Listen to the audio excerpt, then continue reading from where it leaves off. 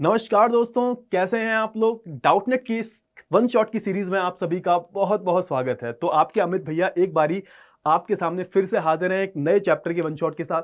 तो हमारा चैप्टर कौन सा है? हमारा चैप्टर है यूरोप में राष्ट्रवाद का उदय। पहले भी पढ़ रखा होगा, मैंने बहुत सारे लेक्चर्स बना रखे हैं। तो हर लेक्चर में मैं कुछ ना कुछ नया ट्राई करने की कोशिश करता हूं, नई तरीके से समझाता हूं। तो इस लेक्चर में भी इस चैप्टर को मैं पूरा नए तरीके से समझाने की कोशिश करूंगा और एक नए सिरे से समझाने की कोशिश करूंगा। वैसे कई सारे बच्चे मेरे को जानते भी होंगे, इन्होंने ये लेक्चर मेरे से पढ़ रखा होगा पहले। इसमें जो है आपको थोड़ा सा और नया, मैं कुछ और एडिशनल जो है बताने की कोशिश करूंगा। ठीक है, चलिए so let's start this chapter. तो इस चैप्टर की हम बात करें तो मैंने आपको हमेशा बोलता हूं, एक बात हमेशा आपको बोलता हूं, चाहे आप इतिहास पढ़ रहे हो, चाहे आप अर्थशास्त्र, चाहे आप नागरिक शास्त्र, एक्स वाई जेड कुछ भी पढ़ रहे हो, तो चैप्टर के ना नाम पे जाया करो। हमेशा नाम में पूरे चैप्टर का सार छुपा होता है, पूरी आउटलाइन जो है वो नाम में छुपी होती है पूरे चैप्टर की, है ना। तो चैप्टर का नाम क्या है? चैप्टर का नाम है यूरोप में राष्ट्रवाद का उदय। और इस चैप्टर की हम बात करें तो आपके इतिहास का पहला चैप्टर है। जब आप सबसे पहले किताब खोलोगे तो आपको यही चैप्टर मिलेगा।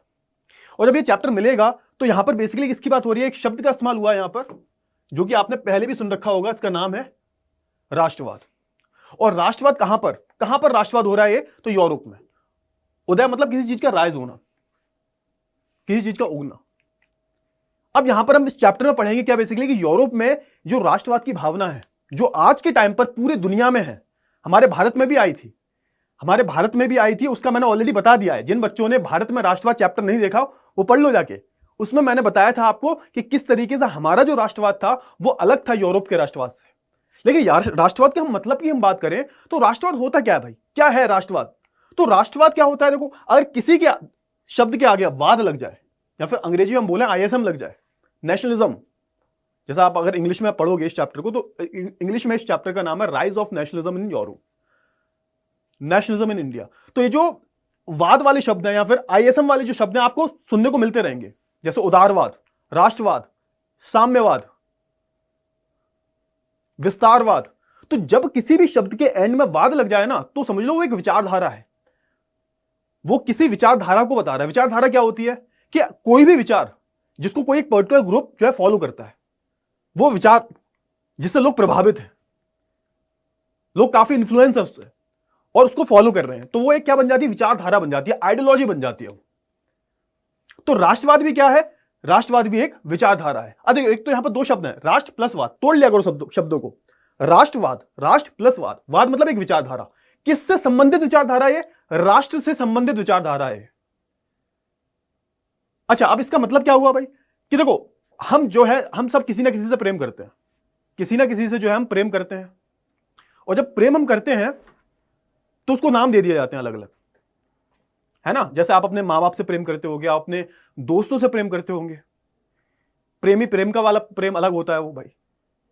और एक जो प्रेम होता है वो होता है राष्ट्र के लिए, उसको हम क्या बोल देते हैं? राष्ट्रवाद बोल देते हैं। और ये राष्ट्र के लिए प्रेम क्यों बढ़ता है अंदर से? क्यों बढ़ता है अंदर से? मतलब आप जब जिस देश में रह रहे हो, जैसे आप मान के चलो भारत में रह रहे हो, आपको, हमको, हम सबको जो है भारत से प्रेम है। जरूरत पड़ने पर हम जान भी दे सकते हैं अपने देश के लिए। अब ये जो भावना है आपके अंदर क्यों आई? हर चीज का कारण होता है ना, और हर चीज के पीछे पीछे कोई ना कोई रीजन होगा। अब यहां पर राष्ट्रवाद की जो भावना है आपके अंदर क्यों आई भाई? जैसे कोई विदेशी आपके घर में आएगा, उसको ये भावना नहीं आएगी, उसको अपने देश के लिए भावना होगी, है ना। भले ही वो घूमने आएगा भारत में, लेकिन राष्ट्रवाद की भावना नहीं आएगी कि भाई हम भारत में है तो हम भारतीय नहीं है भाई, हम जिस देश के हैं उस देश की राष्ट्रवाद की भावना हमारे अंदर होगी। और हर नागरिक जो अपने देश से प्रेम करता है, ना सिर्फ भारत का, बाकी के जो दूसरे देश हैं उनके नागरिक भी अपने देश से प्रेम करते हैं भाई। अब यहां पर सवाल यह आता है कि भाई राष्ट्रवाद की भावना आती कहां से है? तो उसके कुछ ना कुछ कारण हो सकते हैं। या तो जहां आप रह रहे हो वहां एक पूरा समाज बनता है, आपको पता होगा, जहां आप रह रहे हैं, जहां पर समूह है पूरे लोगों का, वहां पर एक पूरा क्या बनता है? समाज बन जाता है। लोग रहते हैं, इकट्ठे रहने लगते हैं, आपस में इंटरेक्ट करते हैं, बातचीत होती है, रिश्ते बनाते हैं। और यहां पर क्या होता है? आप वहां पर एक समाज की का जो है आप एक उत्पत्ति होती है, वहीं पे एक समाज की उत्पत्ति होती है, सोसाइटी डेवलप होती है। और वही जो समाज जो होता है, जब वो एक संस्कृति को साझा करता है या फिर एक साझा इतिहास है, जैसे हमारा एक साझा इतिहास है, हम सबको जो है अंग्रेजों ने परेशान किया है, तो ये हमारा इतिहास है भाई। और हमने साथ में मिलकर जो अंग्रेजों से लड़ाई लड़ी, उसके बाद हमें क्या मिल गई? उसके बाद हमें आजादी मिल गई भाई। तो हमारा क्या भाई? हमने जो हमारा जो इतिहास है, अंग्रेजों के टाइम से नहीं, उससे भी पहले के टाइम से, उससे पहले मुगल थे, उससे पहले बहुत सारे इन्वेजन हुए हम पे, बहुत सारे हमले हुए, हम लोग साथ में थे, तब भी साथ में थे, हमारे पुरखे जो थे वो साथ में थे। और अब तक हम साथ में हैं, और हमारा क्या एक साझा इतिहास है जो भारत में रह रहा है। और जब साझा इतिहास है तो कहीं ना कहीं हमारे देश के अंदर हमें प्रेम आता है कि भैया हमारे पुरखे यहां पे रहते थे, हजारों सालों से रह रहे हैं, हम भी यहां रह रहे हैं, तो ये हमारी जमीन है, यहां पे हम पले बड़े हैं, यहां पे जो भी संस्कृति है। और संस्कृति की बात करें, संस्कृति होती क्या है कि भाई वहां का खान पान कैसा है, वहां पे पहनावा कैसा है, वहां के तीज त्योहार कैसे हैं। तो ये सारे जो पार्ट किसका, ये सारे ही जो पार्ट है वो किसका हो जाता है, संस्कृति का हिस्सा हो जाता है। संस्कृति का जो है यहां पर हिस्सा मान लिया जाता है। तो एक साझा संस्कृति भी होती है हमारी। आप जहां रहते हो वहां पर देखो, पड़ोस में अभी दिवाली आने वाली है, दिवाली पे जो है सभी लोग दिवाली का तीज त्योहार मनाएंगे। तो ये क्या है भाई, एक शेयर्ड कल्चर भी तो है भाई, संस्कृति भी तो साझा कर रहे हैं ना। तो ये सब क्या है भाई, ये सब राष्ट्रवादी तो है। और ये सारी चीजों को मिलाकर जो है क्या बनता है, राष्ट्रवाद बनता है। और राष्ट्रवाद के लिए कोई एक वो कंडीशन नहीं होती, कुछ भी हो सकता है। भाषा के आधार पर राष्ट्रवाद हो सकता है, पहनावे के आधार पर। अब जैसे हम बात करें हमारे भारत देश में तो ऐसा नहीं है कि भाषा के आधार पर राष्ट्रवाद है हमारे देश में।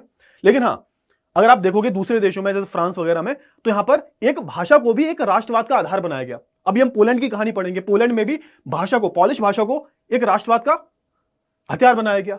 तो कुछ भी कहने का मतलब क्या है भाई, कुछ भी बहुत सारी जो चीजें हैं उनका आधार बनाकर जो है हमारे अंदर से जो अपने देश के लिए जहां पर रह रहे हो उस जमीन के लिए प्रेम उमड़ता है ना, उस चीज को हम क्या बोल देते हैं, राष्ट्रवाद बोल देते हैं।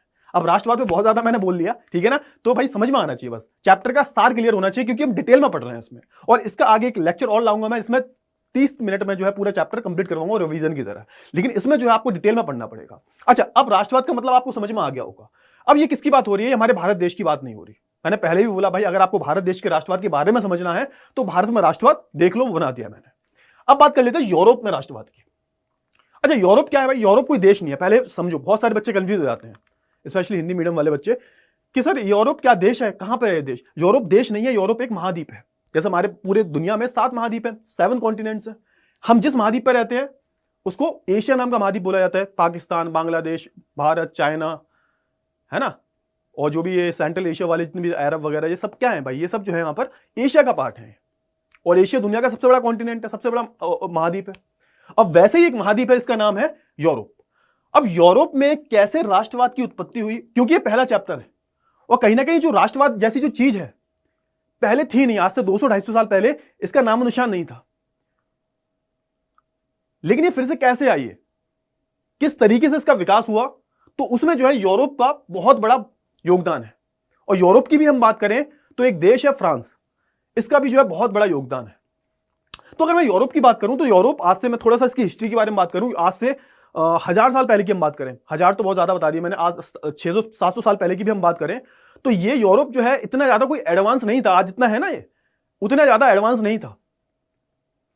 फिर यूरोप में क्या आता भाई, यूरोप क्या स्वर्ण युग की जो है यहां पर शुरुआत हो जाती है। आप देखोगे यूरोप में कि यहां पर अलग अलग आविष्कार होने लगते हैं। एक बोलते हैं ना रेनेसांस पीरियड जो बोलते हैं ऐसा। तो इसमें हुआ क्या, बेसिकली इसमें जो है नए नए जो है आविष्कार हुए, नई नई खोजें हुई। यहां पर लोग जो है पढ़ लिख गए, और जब लोग पढ़ लिख जाते हैं ना तो लोगों के अंदर सवाल आने लगते हैं कि ऐसा क्यों हो रहा है। पहले क्या था, पहले राजा रजवाड़े हुआ करते थे।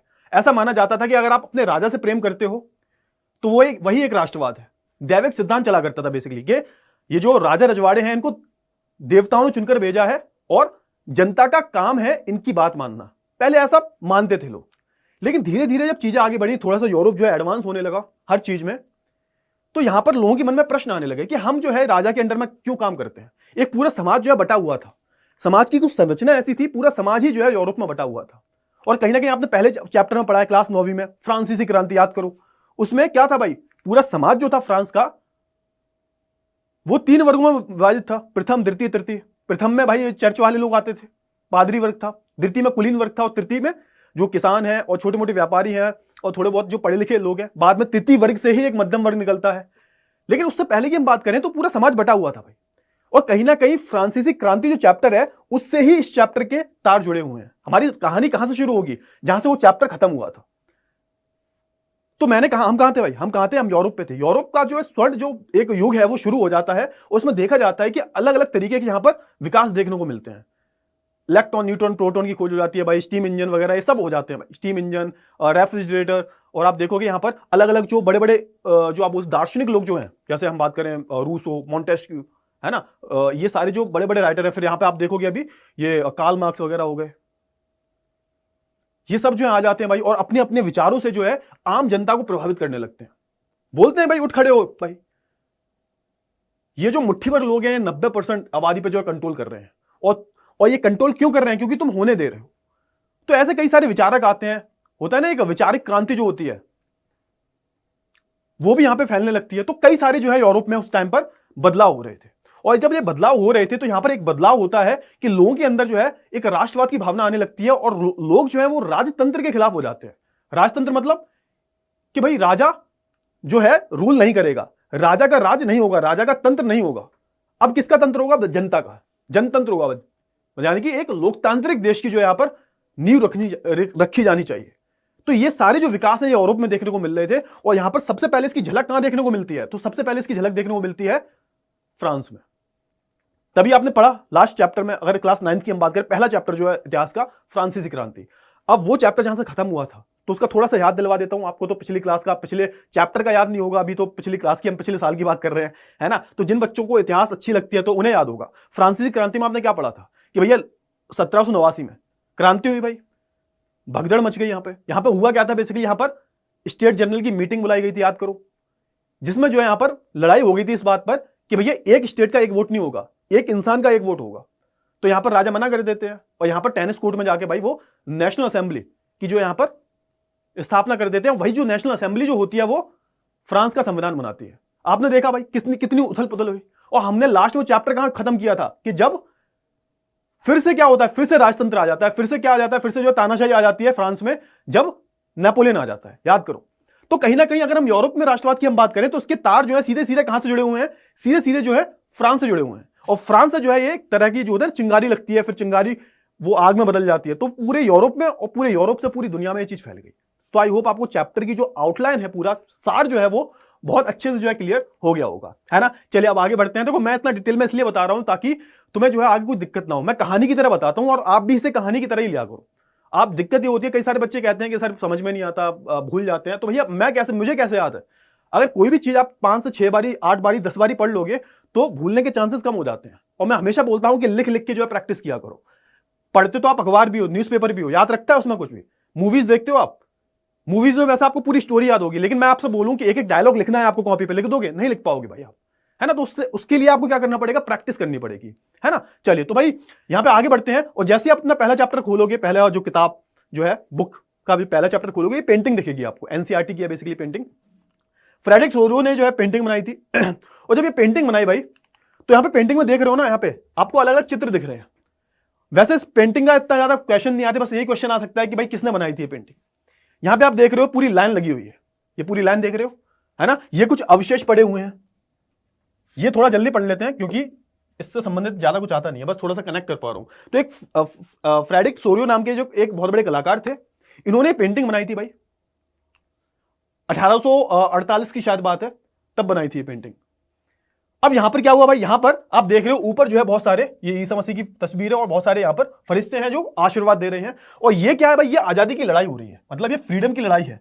और ये जो मूर्ति है ना, ये स्वतंत्रता का प्रतीक है भाई। जो इसको क्रॉस करते हुए जा रहा है उसको मतलब आजादी मिल चुकी है। यहां पर जैसे कि आप देखोगे अमेरिका को आजादी मिल गई है, अमेरिका आगे निकल गया, अमेरिका, फ्रांस वगैरह, इन सबको आजादी मिल गई है। जर्मनी अभी खड़ा हुआ है लाइन में, है ना। और जिन जिन देशों को आजादी चाहिए उनके झंडे भी आप देख सकते हो, देखो, है ना। तो यहां पर बेसिकली दिखाया क्या गया। और यहां पर ये देख रहे हो टूटे हुए अवशेष जो हैं, ये किसके हैं भाई? ये टूटे हुए जो अवशेष पड़े हुए हैं ये राजतंत्र के हैं, मतलब राजाओं के हैं। ये राजाओं को उखाड़ के फेंक दिया गया है।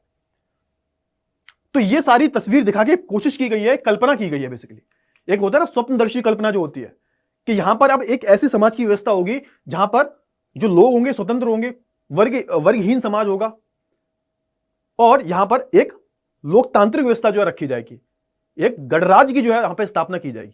गणराज्य मतलब क्या होता है? जहां का जो हेड है वो इलेक्टेड है, वो चुना गया है, वो जनता के द्वारा चुना गया है। जैसे आज की बात करें तो जो समाज की कल्पना इनने की थी वो आज पूरी दुनिया वैसी ही है, ठीक वैसी की वैसी है। हमारा भारत भी वैसा ही है, क्योंकि हमारा भारत एक क्या है? गणराज्य है भाई, गणतांत्रिक देश हमारा जो भारत है। क्यों? क्योंकि हमारा जो हेड है मतलब मुखिया जो है हमारा, वो इलेक्टेड होता है भाई, वो चुनकर जाता है। तो हमारे राष्ट्रपति जी जो हैं वो चुनकर जाते हैं भाई, सबसे ऊंचे वो राष्ट्रपति जी हैं, मतलब चुन के। हम लोग तो नहीं चुनते, इनडायरेक्टली इलेक्शन होते हैं, लेकिन प्रधानमंत्री को तो हम भी चुनते हैं ना। सरकार का हेड कौन होता है? प्रधानमंत्री होता है भाई। तो उनको हम चुन के भेजते हैं भाई। तो ये यहां पर क्या हुआ, इसका मतलब ये हुआ कि हमारा देश भी क्या है, गणराज्य है। और इसकी कल्पना फ्रेडरिक सोरियो ने 1848 में ही कर ली थी। समझ में आ गया। तो ये पेंटिंग के जरिए बस यही बताने की कोशिश की गई है। आगे बढ़ते हैं, हम अपना चैप्टर जो है शुरू कर लेते हैं। चैप्टर क्या है भाई, तो यूरोप में राष्ट्रवाद का उदय, है ना। यूरोप में राष्ट्रवाद के उदय की हम बात करें तो यहां पर ये जो चैप्टर आप देखोगे तो यहां पर देखो पहली पेंटिंग की बात हमने कर ली, पेंटिंग की बात हमने डिटेल में कर ली है। और ये सारी जो चीजें हम पढ़ चुके हैं ऑलरेडी, है ना। एक शक्ति के रूप में जो है राष्ट्रवाद का विकास हुआ, एक शक्ति के रूप में जो है राष्ट्रवाद का विकास हुआ। और फ्रांस, और पहली जो उसकी झलक देखने को मिलती है, पहली झलक कहां देखने को मिलती है, फ्रांस में। और यहां पर एक राष्ट्र राज की जो है अवधारणा का विकास हुआ। राष्ट्र राज मतलब जो आज के टाइम पर आप देख रहे हो, राष्ट्र राज क्या होते हैं, मतलब हम अपने देश को क्या मानते हैं, अपने देश को हम एक राज्य मानते हैं। देश है हमारा, एक राष्ट्र के रूप में हम उसे रिकॉग्नाइज करते हैं। और हम जो वहां पे लोग रह रहे हैं वो उस राष्ट्र का ही हिस्सा है। जैसा आज हम मानते हैं भाई भारत हमारा देश है। दुनिया में आप कहीं भी चले जाओ, बताओगे क्या भाई, क्या यूपी से हैं कि भारत से हैं, आप यही तो बोलोगे हम भारत से हैं। समझ में आ गया ना। तो वो क्या है भाई, एक राष्ट्र राज है। तो यहां पर राष्ट्र राज की जो अवधारणा है उसका विकास भी धीरे धीरे हो रहा था। समझ में आया। आगे बढ़ते हैं और यहां पर आप देखोगे ये क्या है भाई, ये यूरोप है ना। ये यूरोप है, पूरा यूरोप देखो। ये देखो, ये फ्रांस है जहां से चिंगारी उठी थी, ये फ्रांस है यहां से चिंगारी उठी। और ये देखोगे Germany, Austria Hungary, Switzerland, Italy, Belgium, है ना। और ये देखो इधर जाओगे आप, ग्रेट ब्रिटेन। इन सब की कहानी जो आप पढ़ने वाले हो, तो यहां से उथल पुथल होती है और ये पूरे यूरोप में जो है फैल जाती है। पूरा यूरोप दिख रहा है आपको, ये देखो, ये पूरा यूरोप है। देखो ये पूरा जो है आपको यूरोप दिख रहा होगा। ये आला कुछ हिस्सा जो है यूरोप का, रशिया का यूरोप में आ जाता है। रशिया का कुछ हिस्सा एशिया में आता है, कुछ हिस्सा जो है यहां पर यूरोप में भी आता है। तो यहां पर देखो, यहां पे उथल पुथल हो रही थी, इसी की हम बात करने वाले हैं। इसी की पूरे चैप्टर में हम जो है बात करेंगे। ठीक है, चलिए अब बात कर लेते हैं फ्रांसीसी क्रांति के बारे में। क्योंकि मैंने आपको बोला था कि फ्रांसीसी क्रांति हुई, उसके आगे क्या हुआ, लोगों के विचार कैसे बदले, तो उसकी हम बात कर लेते हैं। तो 1789 में क्या हुआ, यहां पे सत्ता का जो है स्थानांतरण राजतंत्र से प्रजातंत्र सत्ता को जो चुन लिया गया। पहले क्या हुआ भाई, पहले वहां पर राजतंत्र था, लुई 16वें को हटा दिया गया। और यहां पर होता क्या है, प्रजातंत्र का जो है यहां पर प्रजातंत्र की नींव रखी जाती है यहां पर। ये तो आपको ऑलरेडी पता चल गया। ठीक है, चलिए अब यहां पर किसकी बात हो रही थी, संप्रभुता की बात हो रही थी, सामूहिक पहचान विकसित करने की बात हो रही थी, यूरोप को निरंकुशता से मुक्त करने की बात हो रही थी, और जैकोबिन क्लब की जो स्थापना हुई। तो यहां पर आपने देखा, अगर आपने फ्रांसीसी क्रांति चैप्टर पढ़ा है तो आपने देखा ये सारे जो है डेवलपमेंट्स हुए वहां पर। एक तो बात करेगी संप्रभुता की।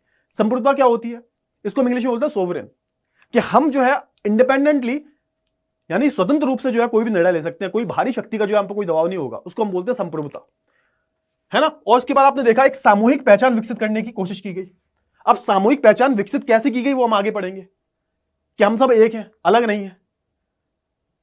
तीसरी चीज क्या हुई, यूरोप को जो है निरंकुशता से मुक्त करने की जो है यहां पर पहल हुई थी। निरंकुशता मतलब वहां का जो राजा था लुई 16वां, वो निरंकुश था, उस पर किसी का अंकुश नहीं था, किसी की रोक नहीं थी, वो अपने मनमानी ढंग से जो है निर्णय लिया करता था। उसका अंत हो गया था, देखा आपने फ्रांसीसी क्रांति में। और यहां पर आपको याद होगा जैकोबिन क्लब की भी स्थापना की गई थी। रॉबेस्पियर, मैक्सिमिलियन रॉबेस्पियर करके एक नेता था इसका, वो नेता बना उसका, हालांकि 1 साल बाद उसको जो है फांसी पे लटका दिया गया था, मैक्सिमिलियन रॉबेस्पियर को, है ना। उसके बाद देखोगे डायरेक्टरी का रूल आता है, डायरेक्टली चला नहीं पाती। उसके बाद देखोगे आप नेपोलियन का जो है रूल आ जाता है, नेपोलियन राज करता है 1815 तक। तो वहीं से हमारी कहानी जो शुरू होगी। अब यहां पे सबसे बड़ी बात यह है कि हाँ, फ्रांस ने कौन कौन से कदम उठाए, इस भावना को उजागर करने के लिए फ्रांस ने कौन कौन से कदम उठाए, जिससे कि जो है वहां के लोग जो थे ये सारे कुछ सोच पा रहे थे। तो उसकी हम बात कर लेते हैं। तो देखो यहां पे राष्ट्र की जो है भावना की रचना कैसे हुई फ्रांस में। तो देखो, क्रांतिकारियों ने लोगों में एक साझा पहचान की भावना स्थापित करने के लिए कई कदम उठाए। उनमें से कुछ निम्नलिखित है।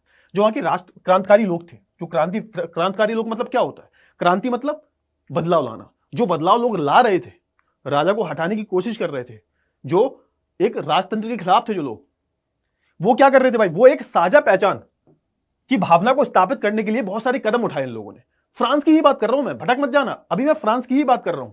तो क्या क्या कदम उठाए इस राष्ट्रवाद की भावना को उजागर करने के लिए। पहला, यहां पर पितृभूमि और नागरिकों के लिए जो है अलग अलग शब्दों का इस्तेमाल हुआ, जैसे कि ला पैत्रे, पितृभूमि, जैसे हम बोलते हैं ना भारत माता की, जब हमारे भारत माता है तो इनके यहां पर पितृभूमि हो गई। और नागरिकों को यहां पर एक अलग नाम दिया गया, बोला गया ला सटोरन। ला सटोरन जो है नागरिकों को बोला गया, और ला पैत्रे जो है यहां की पितृभूमि को जो है पितृभूमि को बोला गया।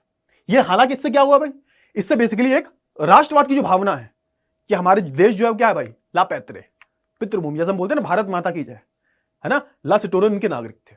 और क्या क्या किया इन्होंने, फ्रांसीसी झंडा भाई, झंडा जो होता है किसी भी देश का वो बहुत महत्वपूर्ण होता है। कोई भी अगर आप गेम देखते हो, ओलंपिक हो गए, चाहे क्रिकेट वर्ल्ड कप हो गया, कुछ भी हो गया, वहां पर होता है ना कि भाई मैच शुरू होने से पहले राष्ट्रगान होता है भाई। उसके बाद आप देखोगे उधर दोनों कंट्रीज के फ्लैग भी होते हैं, फ्लैग्स होते हैं ना। तो यहां पर जो झंडा जो होता है वो भी एक राष्ट्र को रिप्रेजेंट करता है, एक नेशन को रिप्रेजेंट करता है। तो किसी भी देश के जो झंडे की जो है बहुत बड़ा जो है महत्वपूर्ण रोल निभाता है। तो हमारे भारत का भी झंडा है भाई, है ना। और वैसे ही जो है यहां पर फ्रांसीसी झंडे को जो है यहां पर लाया गया, है ना। और जितने भी आप देखोगे राजा के कुछ जो राजा के खुद के जो कुछ झंडे हुआ करते थे, खुद के उनके जो कुछ राजतांत्रिक चिन्ह हुआ जो करते थे, उनको हटा दिया गया। कुछ भी नहीं चलेगा, बस देश का एक झंडा होगा, है ना, फ्रांसीसी झंडा। और क्या किया इन्होंने, और इन्होंने एक केंद्रीय प्रशासनिक व्यवस्था को जो है लागू किया। ये इसका मतलब क्या हुआ, केंद्रीय प्रशासनिक व्यवस्था, सेंट्रलाइज सिस्टम। अब तक क्या था भाई, अब तक अगर हम बात करें फ्रांस में तो कुछ वैसा नहीं था, न्यायपालिका, विधायिका, यहां पर कार्यपालिका, जैसे होता है ना जुडिशरी, एग्जीक्यूटिव, लेजिस्लेचर। अब जैसे किसी भी चीज को आपको अगर प्रशासनिक व्यवस्था में लाना है, उसको एडमिनिस्टर करना है, आपको मैनेज करना है उसे, आपको तो आपको पूरा एक सेंट्रलाइज सिस्टम बनाना पड़ेगा। तो यहां पर एक प्रॉपर जो है यहां पर एक केंद्रीय प्रशासनिक व्यवस्था बनाई गई, हर चीज को जो यहां पर स्थापित किया गया, यहां पर न्यायपालिका बनाई गई, है ना। मतलब पूरा फ्रांस जो है यहां पर गवर्न किया जाएगा, एक सेंट्रलाइज सिस्टम जो है डेवलप किया, मतलब एक नेशनल असेंबली बनाई। और वो नेशनल असेंबली जो होगी पूरे फ्रांस को जो है कंट्रोल करेगी, और वो जो नेशनल असेंबली होगी वो चुनकर ही जाएगी। तो इसका मतलब क्या हुआ, एक जो है यहां पर केंद्रीय प्रशासनिक व्यवस्था को जो है यहां पर गठन किया गया, ठीक है। अब आप देखोगे एक बदलाव और हुआ यहां पर, जो स्टेट जनरल को जो है सक्रिय नागरिक द्वारा चुना जाएगा। समझो समझो समझो, अब थोड़ा सा आपको पीछे जाना पड़ेगा, पीछे जाओ फिर से। फ्रांसीसी क्रांति में मैंने आपको बताया था स्टेट जनरल हुआ करती थी, 3 थे भाई, प्रथम वर्ग, द्वितीय वर्ग, तृतीय वर्ग। जब भी राजा को टैक्स बढ़ाने होते थे तो तीनों वर्गों की मीटिंग बुलाई जाती थी, स्टेट जनरल बोलते थे उसे। याद करो, कुछ याद आया। अब वहां पे जब तीनों वर्गों की मीटिंग बुलाई जाती थी, उसमें वोटिंग होती थी, और एक स्टेट का एक ही वोट हुआ करता था। तो यहां पे होता क्या था भाई, तीसरे स्टेट वाले हमेशा पीछे रह जाया करते थे। यहां पे विरोध हुआ, आपको याद होगा, और उन्होंने बोला कि भाई स्टेट का वोट नहीं होना चाहिए, हर नागरिक का वोट होना चाहिए। मतलब जितने भी आते हैं, मतलब जैसे 600 लोग आए हैं, 600 लोग आए हैं, तो इन सबका जो है वोट होना चाहिए। तो यहां पर राजा ने मना कर दिया था, याद करो। अब जब राजा ने मना कर दिया तो यहां पर क्या हो गया, विद्रोह हो गया, और इन्होंने खुद की जो है नेशनल असेंबली बना दी। तो यहां पर वही बात हो रही है, स्टेट जनरल को सक्रिय नागरिकों द्वारा चुना जाएगा। अब वो जो स्टेट जनरल थी वो स्टेट जनरल नहीं रही, अब वो नेशनल असेंबली बन गई थी, उसका नाम बदल गया था। और ये जो नेशनल असेंबली थी, इसको जो है सक्रिय नागरिकों द्वारा जो है चुना जाएगा। ये सारी बातें हमने फ्रांसीसी क्रांति में पढ़ी गई। सक्रिय नागरिक कौन थे, जो 25 साल से ऊपर के थे, जिनके पास संपत्ति थी, जो टैक्स पे करा करते थे, और जो पढ़े लिखे थे, इनको जो है यहां पर सक्रिय नागरिक बोला गया। ना महिलाओं को अधिकार दिए इन्होंने, ना जो है अनपढ़ लोगों को अधिकार दिए, या फिर जो गरीब लोग थे ना उनको अधिकार मिला वोट डालने का। सिर्फ सक्रिय नागरिक ही जो है इनको चुनेगा, ये जो असेंबली के मेंबर्स हैं इनको चुनेगा, है ना। तो ये बदलाव हुआ। और क्या हुआ भाई, यहां पर एक भाषा को भी एक आधार बनाया गया, फ्रेंच भाषा को यहां पर लाया गया, और फ्रेंच भाषा ही पूरे फ्रांस में बोली जाएगी, दूसरी कोई भाषा नहीं बोली जाएगी। मतलब यहां पे एक भाषा को भी राष्ट्रवाद का आधार बनाया, और भाषा भी एक बहुत ही इंपॉर्टेंट रोल प्ले करती है कहीं ना कहीं पूरे देश में राष्ट्रवाद को लाने में। हालांकि भारत के केस में सही नहीं है, भारत में अलग अलग भाषाएं हैं, अन्य अन्य भाषाएं हैं, लेकिन हाँ फिर भी भाषा की हम बात करें तो यहां पर भाषा भी एक बहुत ही जरूरी जो रोल है वो अदा करती है। अगला क्या किया भाई, राष्ट्रीय गीत। फ्रांस का एक नया राष्ट्रीय गीत आ गया, मार्च लेकर के। याद होगा फ्रांसीसी क्रांति में अपना पढ़ा होगा, है ना। मार्च लेकर के इनका एक राष्ट्रीय गीत आया, राष्ट्रगान आया, यहाँ पे नेशनल एंथम आया। भार और मापन की जो है मानक पद्धति यहां पर बनाई गई।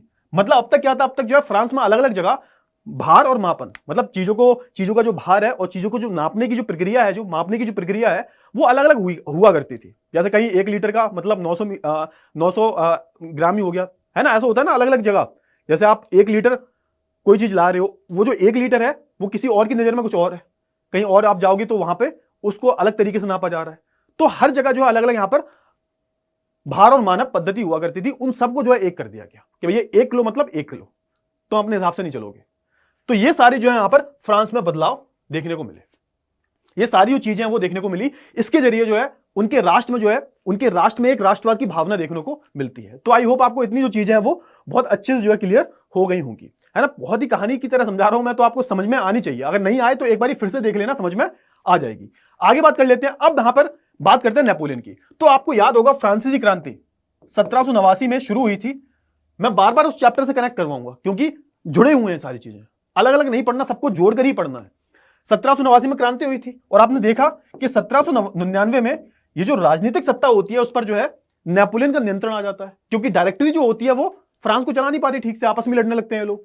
अब आपने देखा कि 1804 तक जो नेपोलियन जो होता है यहां का राजा बन जाता है, फ्रांस का राजा बन जाता है। और ना सिर्फ फ्रांस का बनता है, वो फ्रांस के आसपास की जो भी क्षेत्र होते हैं उन पर भी कब्जा कर लेता है, स्विट्जरलैंड, पोलैंड वगैरह, और कुछ पार्ट जो है होता है ये जर्मनी का कुछ पार्ट कब्जा लेता है, बहुत सारे पार्ट्स को जो आप कब्जा कर लेता है ना। और जब नेपोलियन आया तो यहां पर लोगों को लगा कि भाई ये हीरो है, ये कुछ ना कुछ अच्छा करेगा, और सही भी बात थी भाई, इसने काफी सारे कदम ऐसे उठाए जिनसे लोगों का भला भी हुआ।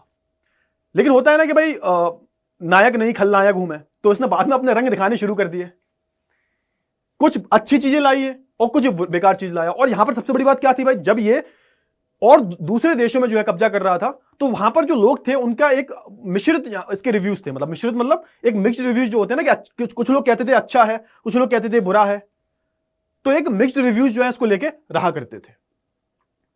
अब भाई जब ये आया फ्रांस में तो यहां पर राजनीतिक शक्ति प्राप्त हो गई इसको 1799 में, और 1804 में जो है इसने अपने आप को फ्रांस का राजा घोषित कर दिया। और 1804 से 1815 तक जो है इसने क्या किया, फ्रांस पर रूल किया। और 1815 में जो वाटरलू का युद्ध होता है उसमें इसकी हार हो जाती है, उसकी कहानी हम जानेंगे। पहले ही जान लेते हैं कि जब ये नेपोलियन राजा बना तो ये नेपोलियन कोड करके जो है लाया। नेपोलियन कोड मतलब नेपोलियन ने जो नियम कानून बनाए थे अपने राज्य को चलाने के लिए, उसको क्या बोला गया, उसको बोला गया नेपोलियन कोड या फिर नेपोलियन संहिता, या फिर इसको सिविल कोड भी बोला जाता है। तो सारी बातें एक ही है, नेपोलियन कोड बोल लो चाहे इसको नेपोलियन संहिता बोल लो। तो बेसिकली ये सिंपल सा इसका मतलब क्या है कि अब नेपोलियन जहां जहां कब्जा करके बैठा हुआ है, जहां जहां का वो राजा है, वहां पे जिस प्रकार से प्रशासन चलाया जाएगा, जो भी नियम कानून बनाए जाएंगे, उसको क्या बोला गया, उसको बोला गया नेपोलियन कोड। सिंपल सी भाषा में अगर मैं बात करूं तो चलिए आगे बढ़ते हैं। इसने पहली चीज क्या करी कि जन्म के आधार पर, अच्छी चीज बता रहा हूं, जन्म के आधार पर जो है इसने जितने भी विशेष अधिकार थे उसको समाप्त कर दिया। तो याद करो भाई, फ्रांसीसी क्रांति हमने पढ़ी थी ना, हमने बोला था कि भाई प्रथम वर्ग जो था और द्वितीय वर्ग जो था, इसको बहुत तरह की जो है विशेष अधिकार प्राप्त थे, टैक्स नहीं पे करना पड़ता था। इसने ये सब कुछ कैंसिल कर दिया कि भैया सब बराबर है, ना कोई प्रथम स्टेट है, ना द्वितीय स्टेट, तृतीय स्टेट, सब जो है बराबर है कानून की नजरों में और राजा की नजरों में, सबको टैक्स देना पड़ेगा अगर रहना है तो इसने जन्म से मिलने वाले जो विशेष अधिकार जो है, जो प्रिविलेजेस हैं, उनको हटा दिया। और क्या किया इसने, दूसरा अच्छा बदलाव क्या किया, नागरिकों को जो है समान हैसियत प्रदान की। समान हैसियत मतलब सब बराबर है, कोई छोटा बड़ा नहीं है। तीसरा चीज भाई, संपत्ति के आधार को जो है पुख्ता किया कि भैया आपके पास संपत्ति है तो आपको कोई संपत्ति छीन नहीं सकता भाई, उसका एक जो आधार होता है, बेस जो होता है, मजबूत कर दिया उसने। और क्या किया इसने, हाँ सबसे इंपॉर्टेंट काम जो किया कि देखो कोई भी देश में अगर आपको व्यापार अच्छे से करना है तो उस देश का यातायात और संचार मजबूत होना चाहिए। और ये जो चीज है वो नेपोलियन को समझ में आ गई। आज के टाइम पर हम बात करें तो आज के टाइम पर भाई रेलवे जो है बहुत जरूरी यातायात का साधन है। एरोप्लेन हो गया, बसें होंगी, आज ये रुक जाए तो हमारी पूरी अर्थव्यवस्था रुक जाएगी। और हमारी अर्थव्यवस्था की रीढ़ की हड्डी बोली जाती है। तभी एक चैप्टर भी है lifeline of the national economy, पढ़ोगे आप। इसमें यही बताया गया है कि ये जो जितने भी ट्रांसपोर्टेशन और ये जो संचार कम्युनिकेशन जो होता है, ये किसी भी देश की अर्थव्यवस्था की रीढ़ की हड्डी होता है। तो ये बात नेपोलियन को समझ में आ गई थी। और अगर नेपोलियन को समझ में आ गई यहां पर, तो नेपोलियन ने क्या किया, नेपोलियन ने यातायात और संचार के जो साधन थे उनको मजबूत बनाया। आज चाइना मजबूत क्यों है हमसे, क्योंकि चाइना जो है लद्दाख तक उसने क्या कर लिया भाई, लद्दाख तक उसने बुलेट ट्रेन बिछा लिया। बुलेट ट्रेन की जो लाइनें हैं वो बिछा ली उसने। अब इन केस यहां पर सब समय का खेल होता है, इन केस खुदा ना खास्ता आगे युद्ध हो जाए तो चाइना क्या करेगा भाई, चाइना तो बुलेट ट्रेन से पूरे हथियार वगैरह जल्दी से ले आएगा। और हम क्या है भाई, हम अभी भी सड़कें बना रहे हैं वहां पर, है ना। तो यहां पर समझने वाली बात क्या है कि यातायात और संचार जो होते हैं वो किसी भी देश की अर्थव्यवस्था में बहुत बड़ा रोल अदा करते हैं। और क्या किया इसने भाई, सामंत, सबसे बड़ी बात क्या की इसने, अच्छी चीज, सामंती व्यवस्था को जो है खत्म कर दिया। सामंती व्यवस्था क्या होती है भाई, फ्यूडलिज्म बोलते हैं इसे हम। पहले आपको पता होगा कि बड़े बड़े खेत हुआ करते थे, बड़े बड़े जमीनें हुआ करती थी, इन पर जो है सामंत रूल किया करते थे और सामंत के अंडर में जो है यहाँ पर किसान वगैरह जो है काम किया करते थे। जो सामंती व्यवस्था थी इसको इसने बिल्कुल खत्म कर दिया। और यहाँ पर जो ये जो दास्ता सिस्टम जो होता है ना, दास और जागीरी सिस्टम जो होता है, इसमें ये जो मजदूर होते हैं काम करते हैं बेचारे, है ना, किसी के अंडर में, उनको पैसा वैसा नहीं दिया जाता, बनुआ मजदूरी जो होती है, बेसिकली बोलते हैं बनुआ मजदूरी, इसको जो है इसने खत्म कर दिया। कुछ अच्छी चीजें है ना। और यहां पर एक समान कानून और एक समान जो है मानक पद्धति को जो यहां पर लाया। सभी जगह जो है एक समान मानक पद्धति होगी भार और माप की, और एक समान सबके लिए कानून होगा, कोई ना अमीर होगा कोई ना गरीब होगा। ये तो थी अच्छी चीजें। अब यहां पर बुरी चीजें क्या थी वो मैं लिख के नहीं लाया, ऐसी मौजमानी बता देता हूं। कुछ इसने बुरे काम भी किए, जैसे कि इसने महिलाओं को कोई भी अधिकार नहीं दिए, महिलाओं को कोई भी अधिकार नहीं मिलेगा। दूसरा इसने क्या किया भाई, दूसरा इसने किया कि जबरन भर्ती करनी शुरू कर दी इसने। मतलब हमारा मन नहीं है फिर भी तुम्हें जो है सेना में जाना पड़ेगा। अरे भैया मन तो होना चाहिए कि तुम जबरदस्ती ले जाओगे। तो उसने जबरदस्ती जो है यहां पर अपने ही नागरिकों को सेना में भर्ती करना शुरू कर दिया। तीसरी चीज इसने की सेंसरशिप। सेंसरशिप क्या होती है भाई, कि जैसा कोई भी अखबार छापा जाएगा, कोई भी किताब छापी जाएगी, अगर उसमें सरकार के खिलाफ कुछ लिखा हुआ है तो सबसे पहले वो नेपोलियन की नजरों से होती हुई जाएगी, और नेपोलियन को लगेगा कि ये सरकार के खिलाफ है, मेरे खिलाफ है, तो उस पर कैंची चल जाएगी या फिर उसको हटा दिया जाएगा। तो उसको बोलते हैं सेंसरशिप। तो यहां पे सेंसरशिप लगाया, मतलब जनता को सब सिर्फ अच्छा ही अच्छा सुनाई देना चाहिए। और भाई मीडिया जो है भाई चौथा पिलर होता है देश में। देश की जो लोकतांत्रिक देश जो होते हैं उसकी जो नींव होती है उसमें चौथा जो पिलर होता है, विधायिका, कार्यपालिका, न्यायपालिका के बाद चौथा पिलर मीडिया का ही होता है भाई। और तुमने मीडिया वालों को ही जो है मन लगा दिया, सेंसरशिप लगा दी। तो ये सारे जो काम है वो गलत गलत किए इसने, है ना। तो लोगों को जल्दी समझ में आ गया भैया ये इतने अच्छे नहीं है, खराब भी हैं, है ना। तो ये बात हमने कर ली किसकी भाई, नेपोलियन के बारे में। ये नेपोलियन की कहानी यहां तक हो गई है। अब यहां पर थोड़ा थम जाओ, अब थोड़ा प्रोसेस कर लो मैंने बोला क्या अब तक, और नहीं समझ में आया तो एक बार फिर से यहां तक वीडियो देख लो, है ना। अब हम बात कर लेते हैं और चीजों को कनेक्ट करते हैं ना। देखो चीजें सारी जुड़ी हुई हैं और वो कनेक्ट करवाने का काम जो है मैं करूंगा, लेकिन तुम्हें यह ध्यान देना है चीजें सारी समझ में आनी चाहिए आपको, है ना। अब यहां पे बात कर लेते हैं किसकी, यूरोप में राष्ट्रवाद के निर्माण की। अब यूरोप में राष्ट्रवाद का निर्माण कैसे हुआ, कौन सी परिस्थितियां थी उस टाइम पर कि यूरोप में उस टाइम पर राष्ट्रवाद का निर्माण हुआ, उसके बारे में थोड़ी सी जो है हम चर्चा कर लेते हैं, ठीक है। चलिए अब वैसे हम बात करें यूरोप में। यूरोप में पहली बात तो आज से हम बात करें 200, 250, 300 साल पहले कोई भी राष्ट्र जैसी कोई चीज नहीं हुआ करती थी। राष्ट्र मतलब आज के टाइम पर राष्ट्र देख रहे हो, हमारा भारत क्या एक राष्ट्र है भाई। आज के टाइम पर तो सारी देश जो है ज्यादातर वो कैसे हैं, वो राष्ट्र है भाई, नेशन है। वो प्रॉपर वहां की जनता रह रही है, उनको नागरिकता प्राप्त है। जैसे आप जाओगे कहीं पे क्या बोलोगे, हम भारतीय नागरिक हैं। सिटीजनशिप कहां की है आपके पास, भारत की है। तो ऐसे हम बात करें आज से बहुत पहले की, तो पहले कोई भी राष्ट्र नहीं हुआ करते थे। पहले राज्य थे, साम्राज्य हुआ करते थे, उनमें राजा जो है रूल करते थे। बुर्बो राजवंश, हैब्सबर्ग राजवंश, जैसे हम भारत की बात करें मुगल राजवंश, मराठा, तो ये सब क्या है भाई, ये सब राजवंश थे। पहले साम्राज्य हुआ करते थे, राष्ट्र जैसी कोई चीज नहीं थी। और अगर मैं यूरोप के समाज की हम बात करें तो यूरोप का जो समाज था ना वो दो वर्गों में बटा हुआ था उस टाइम पर। एक तो थे भाई शिष्टजन और एक थे भाई गरीब वर्ग, जिसको हम बोलते थे तृतीय वर्ग। और जो शिष्टजन में कौन आता था, प्रथम और द्वितीय वर्ग आते थे। अगर हम बात करें तृतीय वर्ग की, तो तृतीय वर्ग में अगर आपको याद होगा, फिर से मैं ले जाऊंगा पीछे, क्लास 9th फ्रांसीसी क्रांति। अगर ये नहीं पढ़ा, इस पे भी लेक्चर बना हुआ है, डाल देना, फ्रांसीसी क्रांति अमित सर, देख लेना, 40-50 मिनट का लेक्चर है, उससे और अच्छे से समझ में आ जाएगा। गरीब वर्ग की हम बात करें तो ये तृतीय वर्ग में आते थे, याद करो, तृतीय वर्ग, थर्ड स्टेट। और तृतीय वर्ग की हम बात करें उसमें कौन कौन थे, तृतीय वर्ग में व्यापारी भी थे, छोटे मोटे व्यापारी, इसमें कुछ पढ़े लिखे लोग भी आते थे, जो डॉक्टर थे या फिर जो वकील थे, और इसमें जो है किसान मजदूर वगैरह, भूमिहीन मजदूर, ये सब इसी में आया करते थे, और पूरा टैक्स का बार इन्हीं पे था। तो अगर हम बात करें यूरोप के समाज की पूरे, तो ये इसमें एक तो सिटीजन थे भाई, जो राजा के सगे संबंधी है, मिनिस्टर जो है, पैसा अपार संपत्ति है इनके पास। और ये सिर्फ कितने थे, सिर्फ 5% थे भाई, 5% की हम बात करें। मतलब एक कोई डेटा ऑफिशियल मेरे पास नहीं है, लेकिन जस्ट बता रहा हूं बहुत कम थे। और ये कितने थे भाई, ये 95% थे, 95 से 98%। अब यहां पे एक बदलाव होता है। अब यहां एक चीज और थी यहां पर, अब यहां पर एक और विचारधारा थी यूरोप की हम बात करें। एक थे भाई लिबरल, जिन्हें हम बोलते थे उदारवाद, और एक को हम बोलते थे रूढ़वादी। मैंने बताया ना, वाद मतलब एक विचारधारा। तो यहां पर हम बात करें जो पुराने वर्ग के लोग थे, यानी कि जो राजशाही लोग थे, हम किसकी बात कर रहे हैं, हम बात कर रहे हैं राजशाही लोगों की, यानी कि हम बात कर रहे हैं शिष्टजनों की। और यहां पर एक नए वर्ग के जो लोग हैं, स्वतंत्रता आजादी जिन्हें चाहिए थी, ये थे कौन से, गरीब वर्ग के, गरीब वर्ग, या फिर आप बोल सकते हो मध्यम वर्ग। अभी सुनना, थोड़ा सा कनेक्ट करना, समझ में आ जाएगा। 1 मिनट दो, बस 1 मिनट दे दो। मैंने बोला कि देखो यूरोप का जो समाज था उस टाइम पर, शिष्टजन थे, शिष्टजन मतलब बहुत अमीर लोग, कुलीन वर्ग के लोग, और गरीब लोग थे। इन शिष्टजन की हम बात करें तो ज्यादातर जो शिष्टजन थे वो कैसे थे, वो जो थे वो उनके संबंध जो थे राजशाही सरकार से बहुत अच्छे से। और वो कैसे थे भाई, वो जो थे पुराने वर्ग के लोग थे, मतलब वो रूढ़वादी लोग थे लोग। ये रूढ़वादी का मतलब क्या होता है, रूढ़वादी का मतलब होता है पुराने ख्यालों वाले लोग। जैसे आपके घर में जो आपके दादा वगैरह होंगे वो थोड़े पुराने सोच वाले लोग होंगे कि भाई ऐसा नहीं होना चाहिए, है ना। पुरानी जो चीजें चली आ रही हैं उनको चलने दो, क्योंकि कुछ तो सोच के चली आ रही होंगी ना, नई चीजों को उनको एक्सेप्ट करने में दिक्कत होती है। तो ऐसे लोगों को रूढ़वादी बोल देते हैं, जो पुराने ख्यालों को ज्यादा मानते हैं, पुरानी जो संस्कृति है उसको ज्यादा मानते, चाहे भले ही वो गलत क्यों ना हो, उसको ही एक्सेप्ट करते हैं। उनको मानना ये होता है कि पुरानी जो चीजें चली आ रही हैं उनकी हमें रेस्पेक्ट करनी चाहिए हमेशा। ऐसे लोगों को हम रूढ़वादी बोल देते हैं।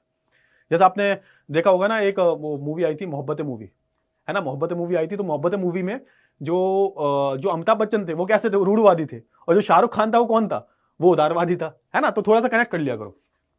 अच्छा, अब यहां पर जो राजशाही लोग थे, राजशाही खानदान के लोग थे, जो ये सज्जन हुआ करते थे, और बाकी जो नए वर्ग के लोग थे उनको हम जो है वो गरीब या फिर आप बोल सकते हो मध्यम वर्ग में आते हैं। अब सुनो, यहां पे थोड़ा सा बदलाव आएगा, आप थोड़ा सा कनेक्ट करना। थोड़ा सा होता क्या है भाई, 18वीं शताब्दी में, या फिर आप बोल सकते हो हाँ 18वीं बोले, 19वीं शताब्दी बोलो, 19वीं शताब्दी में यहां पर क्या हुआ भाई, औद्योगिक क्रांति आ गई। 19वीं शताब्दी में यूरोप में औद्योगिक क्रांति क्या है, तो इस पे भी एक चैप्टर है, पढ़ लेना, अगर वन शॉट बना रखा है इस पे भी मैंने। वैसे औद्योगिक क्रांति का सिंपल सा मतलब बताऊं मैं, तो बेसिकली यहां पर हुआ क्या, यहां पे बड़ी बड़ी फैक्ट्रियां खुलने लगी। अब तक क्या था, चीजें अलग अलग हाथों से बनाई जाती थी, सिलाई कहीं और हो रही है, कपड़ा कहीं और बन रहा है, उसको रंगा कहीं और जा रहा है, डाई कहीं और हो रही है, तो ये सब अलग अलग जगह हुआ करती थी। लेकिन अब क्या हुआ, बड़ी बड़ी फैक्ट्री लगने लगी थी, हर काम जो है एक ही जगह होता था, और चीजों को जो है मशीनों से बनाने लगे। स्टीम इंजन आ गया था, स्पिनिंग जानी मशीन आ गई थी, बड़े बड़े जो है अलग अलग यहाँ पर यूरोप में विकास देखने को मिल रहे थे, अलग अलग यहाँ पर इन्वेंशन देखने को मिल रहे थे। होता क्या भाई, औद्योगिक क्रांति हो जाती है, और जब औद्योगिक क्रांति हो जाती है तो यहाँ पर एक नया वर्ग निकल के आता है सामने, इसको बोला गया मध्यम वर्ग, मिडिल क्लास लोग। आज के टाइम पर हम बात करें, हम लोग कैसे हैं भाई, तो हम लोग भी मध्यम वर्ग के ही हैं, है ना। अगर आप देखा जाए तो भैया हम पे इतना पैसा नहीं है जो हम मर्सिडीज ऑडी में घूमें, लेकिन इतने गरीब भी नहीं है कि भाई रोटी को तरसें, है ना। 3 टाइम का खाना मिलता रहता है, बाकी लाइफ ऐसी चल रही है। तो यहाँ पर एक नया वर्ग निकला, मध्यम वर्ग। और ये मध्यम वर्ग जो था ना, ये गरीब वर्ग से ही निकला था, मतलब ये तृतीय वर्ग जो था इससे ही निकला था, समझ में आया। अब फिर होता क्या भाई, यहां पर होता यह है कि यहां पर ये जो मध्यम वर्ग होता है ना, ये मांग करता है किसकी भाई, स्वतंत्रता की, है ना। और यहीं से शुरू होती है एक नई विचारधारा जिसको बोला गया उदारवाद, लिबरलिज्म। उदारवाद क्या होता है, उदारवाद मतलब वाद एक विचारधारा है, उदार मतलब बहुत ज्यादा लिबरल। आपने सुना होगा कहते हुए भाई, उनके जो पेरेंट्स है ना, उनके जो पेरेंट्स है बहुत ज्यादा लिबरल है, बहुत खुली छूट दे रखी है अपने बच्चों को। लिबरल लोग वो होते हैं जो स्वतंत्रता को मानते हैं, जो मानते हैं कि भैया जो देश है वो जनता के द्वारा चलना चाहिए, स्वतंत्रता होनी चाहिए, समानता होनी चाहिए। इन सबको मानने वाले लोग कौन होते हैं भाई, उदारवादी लोग होते हैं। और ये जो उदारवाद है इसका जन्म कहां से हुआ था, ये मध्यम वर्ग के लोगों से। और मध्यम वर्ग के लोग से क्यों हुआ, क्योंकि ये जो लोग थे ना पढ़ लिख गए थे। और मैंने आपको बोला कि अगर आप पढ़ लिख जाते हो ना तो चीजें बदल जाती हैं आपके लिए, चीजें बहुत ज्यादा आसान हो जाती हैं आपके लिए। आपके मन में प्रश्न आने लगते हैं कि भाई ये राजा है कौन, हम पे रूल क्यों कर रहा है। तो ऐसे ऐसे तरह तरह के जो है प्रश्न आने लगे। तभी आपने देखा ना कि फ्रांस में क्या हुआ था, फ्रांस में रूसो, मॉन्टेस्क्यू वगैरह ये सब बड़े बड़े दार्शनिक थे, उनमें से वो कार्ल मार्क्स हो गया, और भी कई सारे लोग थे, ये आ गए थे भाई, इनका उदय हुआ। ये मध्यम वर्ग से ही तो आए थे, पढ़ लिख गए थे ये लोग। अब जब ये पढ़ लिख गए तो इन्होंने अपने विचारों से गरीब लोगों को भी जो है इन्फ्लुएंस करना शुरू कर दिया। और गरीब तबका जो था ये अनपढ़ था भाई, इसको कुछ पता नहीं था। तो इनको जो है राष्ट्रवाद सिखाया किसने, तो इन मध्यम वर्ग के लोगों ने, है ना। और जैसे ही इन मध्यम वर्ग की औद्योगिक क्रांति होती है, मध्यम वर्ग के लोगों का जन्म होता है, वैसे ही आप देखोगे बहुत बड़ा बदलाव जो है फ्रांस में आना शुरू होता है। तो आई होप आपको ये समझ में आ गया होगा, ये जो एक जो है ना, एक जो गुत्थी जो थी कि भाई राष्ट्रवाद कैसे विकास हुआ धीरे धीरे, तो उसकी जो है आपने गुत्थी सुलझा ली होगी आई गेस। ठीक है, चलिए आगे बढ़ते हैं। अब यहां पर देखो उदारवाद की हम बात करें तो उदारवाद को भी हमने क्या किया, उदारवाद को भी हमने 2 हिस्सों में बांट लिया। एक तो राजनीतिक उदारीकरण, और दूसरा है भाई आर्थिक रूप से उदारीकरण। उदारीकरण का सिंपल सा मतलब है भाई स्वतंत्रता, समानता, कोई आप पे रूल ना कर रहा हो, कोई आप पे जोर ना डाल रहा हो। तो राजनीतिक उदारीकरण की हम बात करें तो उसमें 3 चीजें थी भाई। पहला था व्यक्तियों की स्वतंत्रता, कि भाई जो लोग हैं वो स्वतंत्र होने चाहिए, उन पे किसी का जो है दबाव नहीं होना चाहिए। दूसरा था भाई कानून से पहले जो समानता, कानून के सामने जो है सबको समानता हो, कानून की नजर में ऐसा ना हो भाई कुलीन वर्ग के लोग अलग हैं, पादरी वर्ग के लोग अलग हैं, तृतीय वर्ग के लोग अलग हैं। कानून की नजर में जो है सब बराबर होने चाहिए। और क्या आया भाई यहां पर, सहमति से सरकार। सहमति से सरकार मतलब क्या होता है कि जो आम लोगों की सहमति है उससे ही सरकार बननी चाहिए। जो आपका नेता है वो कैसा होना चाहिए, चुन के जाना चाहिए, तभी तो हम बोलेंगे गणराज्य है वो। आप गणराज्य कब बोलोगे किसी को, क्या जब आपका नेता जो है वो चुनकर गया हो। ठीक है, तो ये सब क्या बोलता था भाई, राजनीतिक उदारीकरण था। राजनीति मतलब क्या होता है, जैसे भाई देखो किसी भी देश को चलाया जा रहा है ना, तो उसमें राजनीति बहुत जरूरी होती है। किसी भी देश को बिना राजनीति के चला ही नहीं सकते। तभी तो आप पढ़ते हो ना राजनीतिक विज्ञान, क्या पढ़ते हो भाई, सरकार के बारे में पढ़ते हो, राज्य के बारे में पढ़ते हो, अलग अलग टेरिटरीज के बारे में पढ़ते हो, तो वो राजनीति का ही हिस्सा है बेसिकली। तो ये राजनीतिक उदारीकरण हो गया। और दूसरा था आर्थिक उदारीकरण। आर्थिक जब भी शब्द इस्तेमाल होना तो उसका मतलब सीधा सीधा किससे होता है, पैसा से, धंधे से, व्यापार से। याद करो, हमेशा याद रखो, आर्थिक मतलब व्यापार, धंधा, ये सब। यहां पर आर्थिक उदारीकरण की क्या बात हो रही है कि उस टाइम पर जो लोग थे, व्यापार किया करते थे, उन्हें भी कई सारे मसलों से गुजरना पड़ता था, कई सारी दिक्कतें होती थी, उनमें भी जो है आर्थिक उदारीकरण की जरूरत थी, है ना। तो जैसे बाजार में स्वतंत्रता, और यहां पर राज प्रतिबंध बंद होना चाहिए, मतलब राज्यों ने, जो भी राज्य सरकार जो है, उन्होंने जो भी प्रतिबंध लगा रखे हैं वो हटा दिए जाए, है ना। तो इसका ही एक उदाहरण है, एक आपके एग्जाम में आ सकता है कि भैया आर्थिक उदारीकरण का जो है उदाहरण दीजिए, आर्थिक उदारीकरण बताइए, उसका एक उदाहरण देके समझाइए। तो आर्थिक उदारीकरण का एक उदाहरण लिख देना, इसका नाम है ज़ोवलेरन, है ना, ज़ोवलेरन। ज़ोवलेरन क्या था भाई? एक संघ था, एक यूनियन था, ये इसको बनाया गया था 1834 में। और ये मतलब एक उदाहरण है, थोड़ा सा मतलब इसको अलग से मत देखना, ये उदाहरण है बेसिकली कि आर्थिक उदारीकरण का सबसे अच्छा उदाहरण कौन सा देखने को मिला, जहां पर आपको आर्थिक उदारीकरण देखने को मिलता है। तो ये आपको देखने को मिलता है प्रूशिया में। कहां पे देखने को मिलता है? प्रूशिया में। अच्छा, प्रूशिया एक क्या है भाई? प्रूशिया उस टाइम पर साम्राज्य हुआ करता था। आज का जो जर्मनी आप देखते हो ना, जर्मनी जो था उस टाइम पर जर्मनी नहीं था। जर्मनी जो था उस टाइम पर 39 राज्यों में विभाजित था, और उसमें से जो सबसे शक्तिशाली जो राज्य था उसका नाम था प्रूशिया। तो प्रूशिया की पहल पर जो है यहां पर ज़ोवलेरन का जो निर्माण किया जाता है। ये एक सीमा शुल्क संघ था। दिक्कत क्या थी भाई? दिक्कत यह थी, पहले जो पूरा जर्मनी जो था 39 राज्यों में बटा हुआ था, यहां पर इनकी अलग अलग मुद्राएं हुआ करती थी, अलग अलग करेंसी हुआ करती थी। मान के चलो आप, है ना, मान के चलो ये सारे क्या है, बहुत सारे राज्य हैं, इनकी जो है अलग अलग मुद्राएं हैं, है ना, 30 से ज्यादा मुद्राएं थी इनकी। तो कोई एक राज्य से दूसरे राज्य में जा रहा है तो उसको वो वाली मुद्रा चाहिए, दूसरे से तीसरे में जा रहा है, किसी को एक से दूसरे में व्यापार करना है, दूसरे से तीसरे में व्यापार करना है, तीसरे से चौथे में व्यापार करना है, तो उसको अलग अलग मुद्राएं चाहिए। बहुत दिक्कत वाली बात है, आर्थिक उदारीकरण नहीं है। दिक्कत क्या थी भाई? चुंगी टैक्स देना पड़ता था हर एक, जैसे एक राज्य से दूसरे राज्य में जा रहे हो तो वहां पर एक टैक्स लगता था कि आपके सामान का भार कितना है, क्या सामान है, उस पर टैक्स अलग अलग देना पड़ता था। तो आप एक राज्य से दूसरे राज्य में गए, दूसरे राज्य से तीसरे राज्य में गए, तो आप भाई टैक्स ही इतना दोगे तो हो लिया काम आपका, फिर क्या सब कमाओगे, क्या प्रॉफिट क्या होगा, मुनाफा तो होगा ही नहीं आपको। ये समस्या थी। तीसरी समस्या क्या थी? भार और मापन की जो पद्धति जो थी वो अलग अलग थी। यहां पर 2 किलो का कुछ और मतलब है, यहां पर 2 किलो का कुछ और मतलब है, और यहां पर 2 किलो का कुछ और मतलब है। तो भार और मापन पद्धति जो थी ये भी अलग अलग थी, ठीक है। तो ये सारी समस्याओं का जो है यहां पर सामना इन्हें करना पड़ रहा था। अब यहां पर क्या हुआ? यहां पर इन समस्याओं को दूर करने के लिए सीमा शुल्क संघ का, जिसे ज़ोवलेरन बोला गया, उसका जो है निर्माण किया जाता है 1834 में। इसमें क्या किया गया भाई? करेंसी को घटाकर, जो 30 मुद्राएं थी उसको घटाकर कितना कर दिया? 2। पूरे जर्मनी में जो 39 भागों में विभाजित था, 2 मुद्राएं होंगी। बहुत सारे जो राज्य थे उसने इस संघ को जो है ज्वाइन कर लिया। और यहां पर जो भी व्यापार से संबंधित बाधाएं थी, ये सारी जो समस्याएं थी, ये चुंगी पे टैक्स देना पड़ रहा है भाई, है ना, और ये सब जो भार और मापन की पद्धति अलग अलग है, इन सबको जो हटा दिया गया। हर जगह जो है एक ही भार मापन पद्धति होगी, और कोई भी जगह जो है चुंगी पे टैक्स नहीं देना पड़ेगा। पूरा जो मतलब सीमा शुल्क जो होता है वो नहीं देना पड़ेगा। ये सारे जो यहां पर बदलाव किए गए। तो ये एक परफेक्ट एग्जाम्पल है, एक परफेक्ट उदाहरण है किसका भाई? आर्थिक उदारीकरण का। तो ये एग्जाम में आ सकता है, आपकी किताब में भी दे रखा है। आगे बढ़ते हैं, अब बात कर लेते हैं 1815 के बाद नया रूढ़िवादी। अब सुनो यहां पर, अब थोड़ा सा फिर से जाओ पीछे। हम किस पे थे याद करो? इस टॉपिक से पहले हम नेपोलियन पे थे, और नेपोलियन की हमने संहिता के बारे में पढ़ लिया था। याद करो, थोड़ा सा कनेक्ट करो। नेपोलियन की जो संहिता थी उसके बारे में हमने जो है पढ़ लिया था 1804 में। और जब 1804 की हम बात करें नेपोलियन संहिता की, तो इसके मैंने बता दिया आपको। अब क्या हुआ भाई? 1800 कहानी हमारी 1804 तक पहुंची है। अब 1804 से चलते हैं हम 1815 तक। अब नेपोलियन ने कहां कहां रूल किया, कहां कहां उसने रूल किया? तो 1804 से 1815 तक जो है उसने रूल किया। और 1815 के बाद क्या होता है? एक बहुत बड़ा बदलाव देखने को मिलता है। यहां पर हो जाता है वाटरलू का युद्ध। अब ये क्यों हुआ था? अब देखो यहां पर इसका कारण बहुत सारे हैं। नेपोलियन जो था ना, वो एक जो विस्तारवाद की जो भावना है ना, उसके साथ चलता था। वो कहता था अगर तुम्हारे सामने पहाड़ भी आ जाए ना, तो पहाड़ को तोड़ के पार कर दो, उसे रुकना नहीं है। तो उसने तो आधे से ज्यादा यूरोप पे कब्जा कर लिया था। और जब आधे से ज्यादा यूरोप पे कब्जा कर लिया, तो यूरोप के जो बाकी साम्राज्य जो थे ना, वो डर जाते हैं। जैसे कि ब्रिटेन हो गया, ऑस्ट्रिया हो गया, रशिया हो गया। तो ये सब जो होते हैं ना, ये डर जाते हैं। और जब ये डर जाते हैं ना, तो ये सब साथ में मिल जाते हैं। जब साथ में मिल जाते हैं तो ये मिलकर नेपोलियन को हरा देते हैं, है ना। तो यहां पर आप 1815 में जो यहां पर युद्ध होता है। और जब 1815 में युद्ध होता है ना, जो किसके बीच में होता है? तो ये नेपोलियन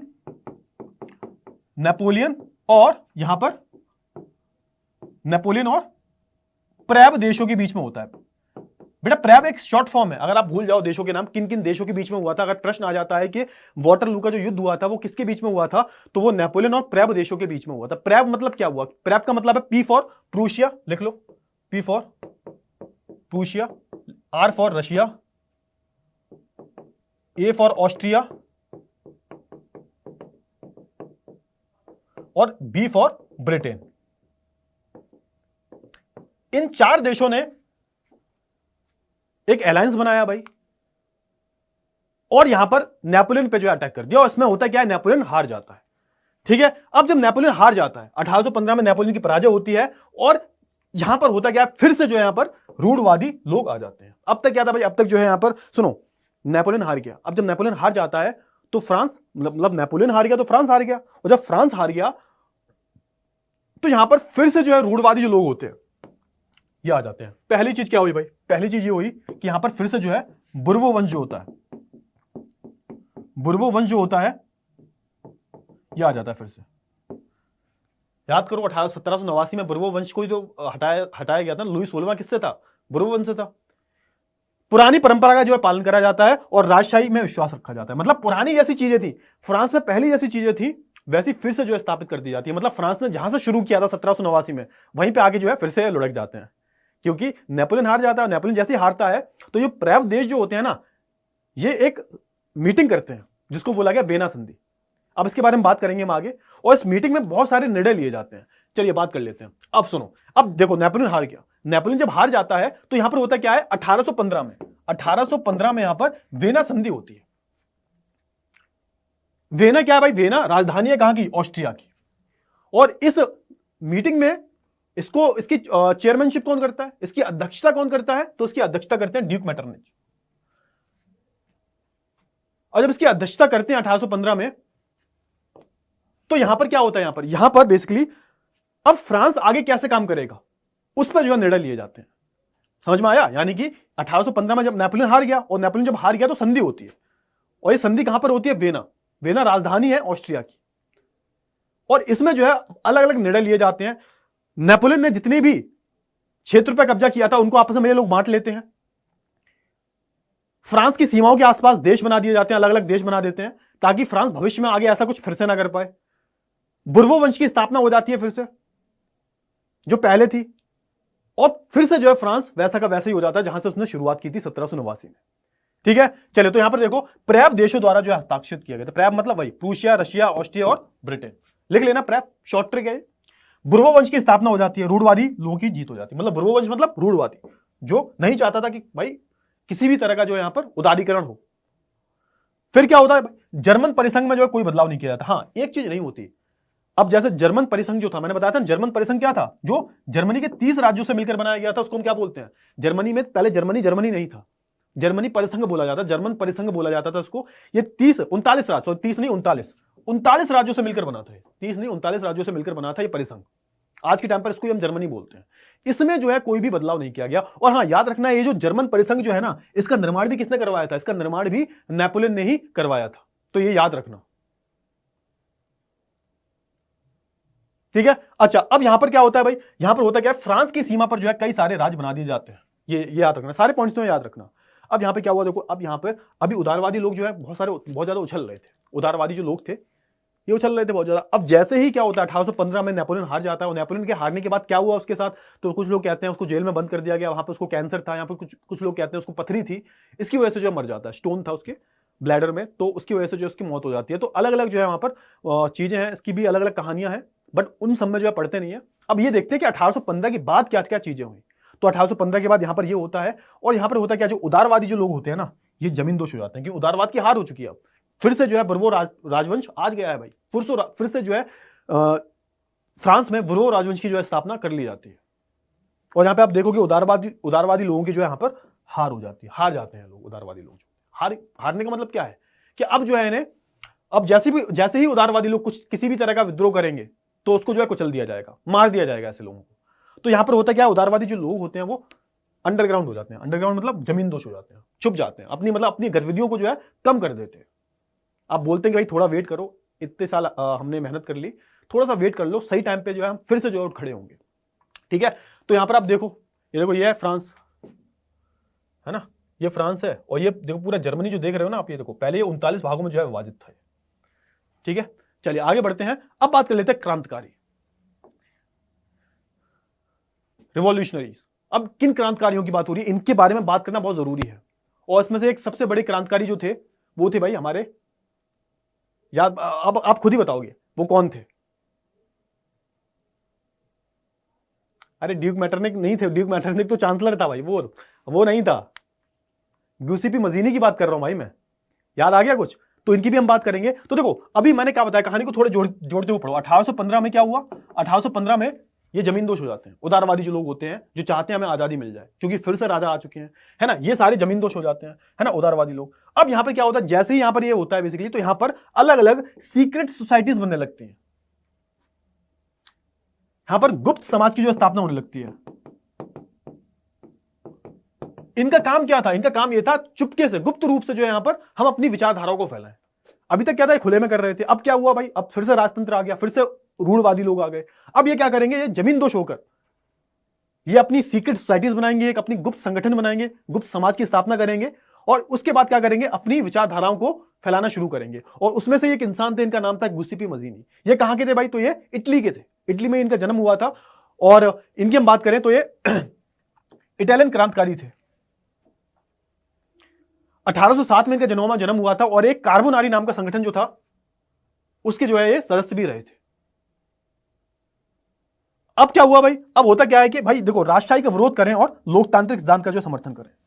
अब ये जो सीक्रेट सोसाइटीज बनी थी, ये जो गुप्त संगठन बने थे, इनका मेन काम क्या था, इनका काम यही था कि जो राजशाही है उसका जो है एंड किया जाए, और यहां पर जो है लोकतांत्रिक सिद्धांतों का जो है समर्थन किया जाए। यही काम था इनका, लेकिन चुप चुप के करते थे, तभी तो नाम रखती है इसका गुप्त संगठन, गुप्त समाज, कि भाई करना है, किसी की नजरों में नहीं आना। अगर नजरों में आ गए तो यहां तो देश से बाहर निकाल दिया जाएगा या फिर फांसी पे लटका दिया जाएगा। तो इसी तर्ज पे जो है जो गिउसेपी मजीनी थे, इन्होंने दो अलग अलग गुप्त संगठन खोले। एक का नाम था भाई मार्शले तो जगह का नाम है, यंग इटली, और दूसरे का नाम था यंग यूरोप। और यंग इटली की बात करें, इसको बनाया था इन्होंने मार्शले में, और हम बात करें यंग यूरोप की, इसको बनाया था इन्होंने बर्न में। इन दोनों का निर्माण किया। इन दोनों का ही काम क्या था भाई, इन दोनों का ही काम था कि राष्ट्रवादी विचारधाराओं को लोगों तक पहुंचाना। नॉर्मल जो इंसान है, जो मतलब गरीब लोग हैं, जिनको पता नहीं है राष्ट्रवाद होता क्या है, उन तक अपनी विचारधाराओं को पहुंचाना। ठीक है, अब मजीनी की तर्ज पे जो है यहां पर बहुत सारे जो लोग थे, क्योंकि मजीनी जो थे उस टाइम पर लाइक हमारे भारत में जैसे गांधी जी थे वैसे ही मजीनी थे, और इनकी ही तर्ज पर आप देखोगे जर्मनी, फ्रांस, स्विट्जरलैंड, पोलैंड में ऐसी कई सारी जो गुप्त संगठन जो होते हैं, सीक्रेट सोसाइटी जो होती है, इनका निर्माण करा जाता है। ठीक है, अब बात कर लेते हैं भाई क्रांति का युग। अब आप देखोगे यहां पर अलग अलग जगह आपको जो है क्रांति देखने को मिलेंगी, अलग अलग जगह पे जो आपको क्रांति देखने को मिलेंगी। लाइक आपको अभी जर्मनी में क्रांति देखने को मिलेगी, आपको हर जगह जो है यहां पर क्रांति देखने को मिलेगी। जर्मनी, फ्रांस में तो हो गई, अभी फ्रांस में और अभी उथल पुथल होगी, फ्रांस में फिर से अभी एक और उथल पुथल होगी, देखना अभी मजा आएगा। जर्मनी में, इटली में, पोलैंड में, और यूनान, ग्रीस की हम बात करें वहां पर, ब्रिटेन की हम बात करें वहां पर, तो ये सारी जो यहां पर गतिविधियां वो आपको देखने को मिलेंगी, है ना। तो यहां पर बात हो रही है किसकी, अब यहां पर क्या हो गया, उदारवादी वर्सेस रूढ़वादी। इन दोनों के बीच में क्या है, जंग छिड़ी है भाई। अभी तक क्या है, अभी तक रूढ़वादी लोग हावी हैं। मतलब ये रूढ़वादी का मतलब कौन है, राजशाही लोग जो नहीं चाहते कोई भी बदलाव आए, और एक तरफ है उदारवादी, मतलब ये जो मध्यम वर्ग के जो लोग हैं, जो चाहते हैं स्वतंत्रता हो, जो चाहते हैं गणतंत्र बनाया जाए राज्य को, जो चाहते हैं कि सहमति से सरकार चले। इनके बीच में जो है तनातनी होगी। अब आप देखोगे फ्रांस में क्रांति होगी, पोलैंड में क्रांति होगी, जर्मनी में, इटली में, ऑटोमन साम्राज्य, इन सब में जो है क्रांति देखने को मिलेगी। ठीक है, आगे बात कर लेते हैं जुलाई क्रांति। अब यहां पर जुलाई क्रांति की बात क्या हो रही है, किसकी बात हो रही है यहां पर फ्रांस की बात हो रही है। फ्रांस, है ना, फ्रांस अभी नहीं जाएगा हमारी स्टोरी में, फ्रांस तो शुरू से लेकर एंड तक रहेगा। ठीक है, फ्रांस की हम बात करें, हम कहां तक पहुंचे थे, स्टोरी याद करो, हम 1815 तक पहुंचे हैं। 1815 में क्या हुआ था भाई, नेपोलियन हार गया था, और नेपोलियन जब हार गया था तो क्या हुआ, वेना संधि हुई, और बिल्कुल जो है फ्रांस को समेट दिया जाता है, और फ्रांस में फिर से जो है बुर्बो राजवंश आ जाता है। यहां तक कहानी पहुंचे थे, है ना। अब हम बात कर लेते हैं 15 साल बाद की, हम आ जाते हैं 1830 तक। 15 साल तक ऐसे ही चलता रहा, और यहां पर सही मौका तके बैठे थे यहां पर जो उदारवादी लोग हैं कि भाई मौका मिलेगा और यहां पर हम फिर से जो है एक विद्रोह कर देंगे, जैसे 1789 में किया था। होता क्या भाई, पहली जो उथल पुथल होती है 1830 में होती है फ्रांस में, 15 साल तक निकल जाते हैं, और यहां पर होता क्या है भाई, उदारवादी क्रांतिकारियों ने जो है बुर्बो के राजाओं को उखाड़ फेंका। जो बुर्बो राजवंश की स्थापना की गई थी, शायद नेपोलियन तृतीय था, पता नहीं कौन था, देख लेना। हाँ, बुर्बो वंश की जो फिर से स्थापना की गई थी, उनके राजाओं को फिर से जो है उखाड़ फेंक दिया जाता है। है ना। और यहां पर फिर से क्या होता है, फिर से यहां पर संवैधानिक राजतंत्र की जो है स्थापना की जाती है। संवैधानिक राजतंत्र का मतलब क्या है कि भैया देश में राजा भी होंगे और संविधान भी होगा, और उस देश का जो राजा है उस पर लगाम कौन लगाएगा, संविधान, है ना। तो उसको हम क्या बोल देते हैं, उसको हम संवैधानिक राजतंत्र बोल देते हैं कि राजा जो है अपने हिसाब से नहीं चलेगा, राजा जो है संविधान के हिसाब से चलेगा, पूरा देश संविधान के हिसाब से चलेगा। फिर से क्या होता है भाई, यहां पर संवैधानिक राजतंत्र की स्थापना होती है और जो लुई फिलिप होता है इसको जो है राजा बना दिया जाता है, और 1830 में ये राजा बन जाता है। आप क्या कहोगे, हो गया? नहीं, अभी भी खत्म नहीं हुआ। अभी देखना फिर से एक उथल पुथल फिर से होगी फ्रांस में 1848 में। अभी कहानी खत्म नहीं हुई है फ्रांस की। फ्रांस में भाई, फ्रांस की तो एक स्टोरी जो है ना, एक कोई मूवी से कम नहीं है ये, अगर आप मूवी की तरह इसकी स्टोरी देखो, है ना। अच्छा, अब जब ये क्रांति हुई तो होता है ना, खरबूजे को देखकर खरबूजा रंग बदलता है। तो आज जैसे जिस माहौल में पले बड़े हो, आपके जैसे दोस्त हैं, जैसे उनकी संगति है वैसी आपकी संगति हो जाएगी। खरबूजे को देखकर खरबूजा रंग बदलता है। अब जुलाई में जो क्रांति हुई फ्रांस में, उसके क्या क्या परिणाम देखने को मिले उसकी हम बात कर ले। क्या परिणाम देखने को मिलते हैं, देखो। पहला, जो नीदरलैंड होता है वो बेल्जियम से अलग हो जाता है। नीदरलैंड की जो बेल्जियम जो होता है वो नीदरलैंड से अलग हो जाता है। पहले नीदरलैंड का हिस्सा हुआ करता था, लेकिन बेल्जियम जो है अपने आप को स्वतंत्र घोषित कर देता है। आज के टाइम पर बेल्जियम एक अलग देश है। तो यहां पर जो नीदरलैंड का जो यूनाइटेड किंगडम होता है वो जो है बेल्जियम से अलग हो जाता है ना। बेल्जियम जो उससे अलग हो जाता है, तो नीदरलैंड की यूनाइटेड किंगडम से बेल्जियम अलग हो गया, बेल्जियम को स्वतंत्रता मिल गई।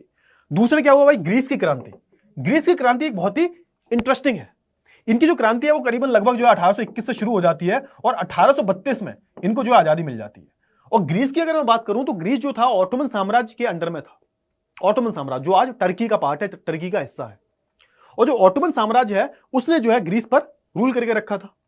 और ग्रीस की हम बात करें तो ग्रीस संस्कृति के मामले में, संस्कृति जो थी ग्रीस की, उससे पूरा जो है यूरोप, आप बोल सकते हो, प्रभावित था ग्रीस की संस्कृति से। तो यहां पर बहुत सारे जो लोग हैं इन्होंने काइंड ऑफ बहुत सारे रिवॉल्ट किए। और यहां पे आप देखोगे फाइनली 1832 में जाके जो है ग्रीस को आजादी मिल जाती है। और यहां पे एक ट्रीटी होती है जिसको बोला जाता है कुस्तुकतुनिया की संधि। इससे जो है ग्रीस को आजादी मिलती है।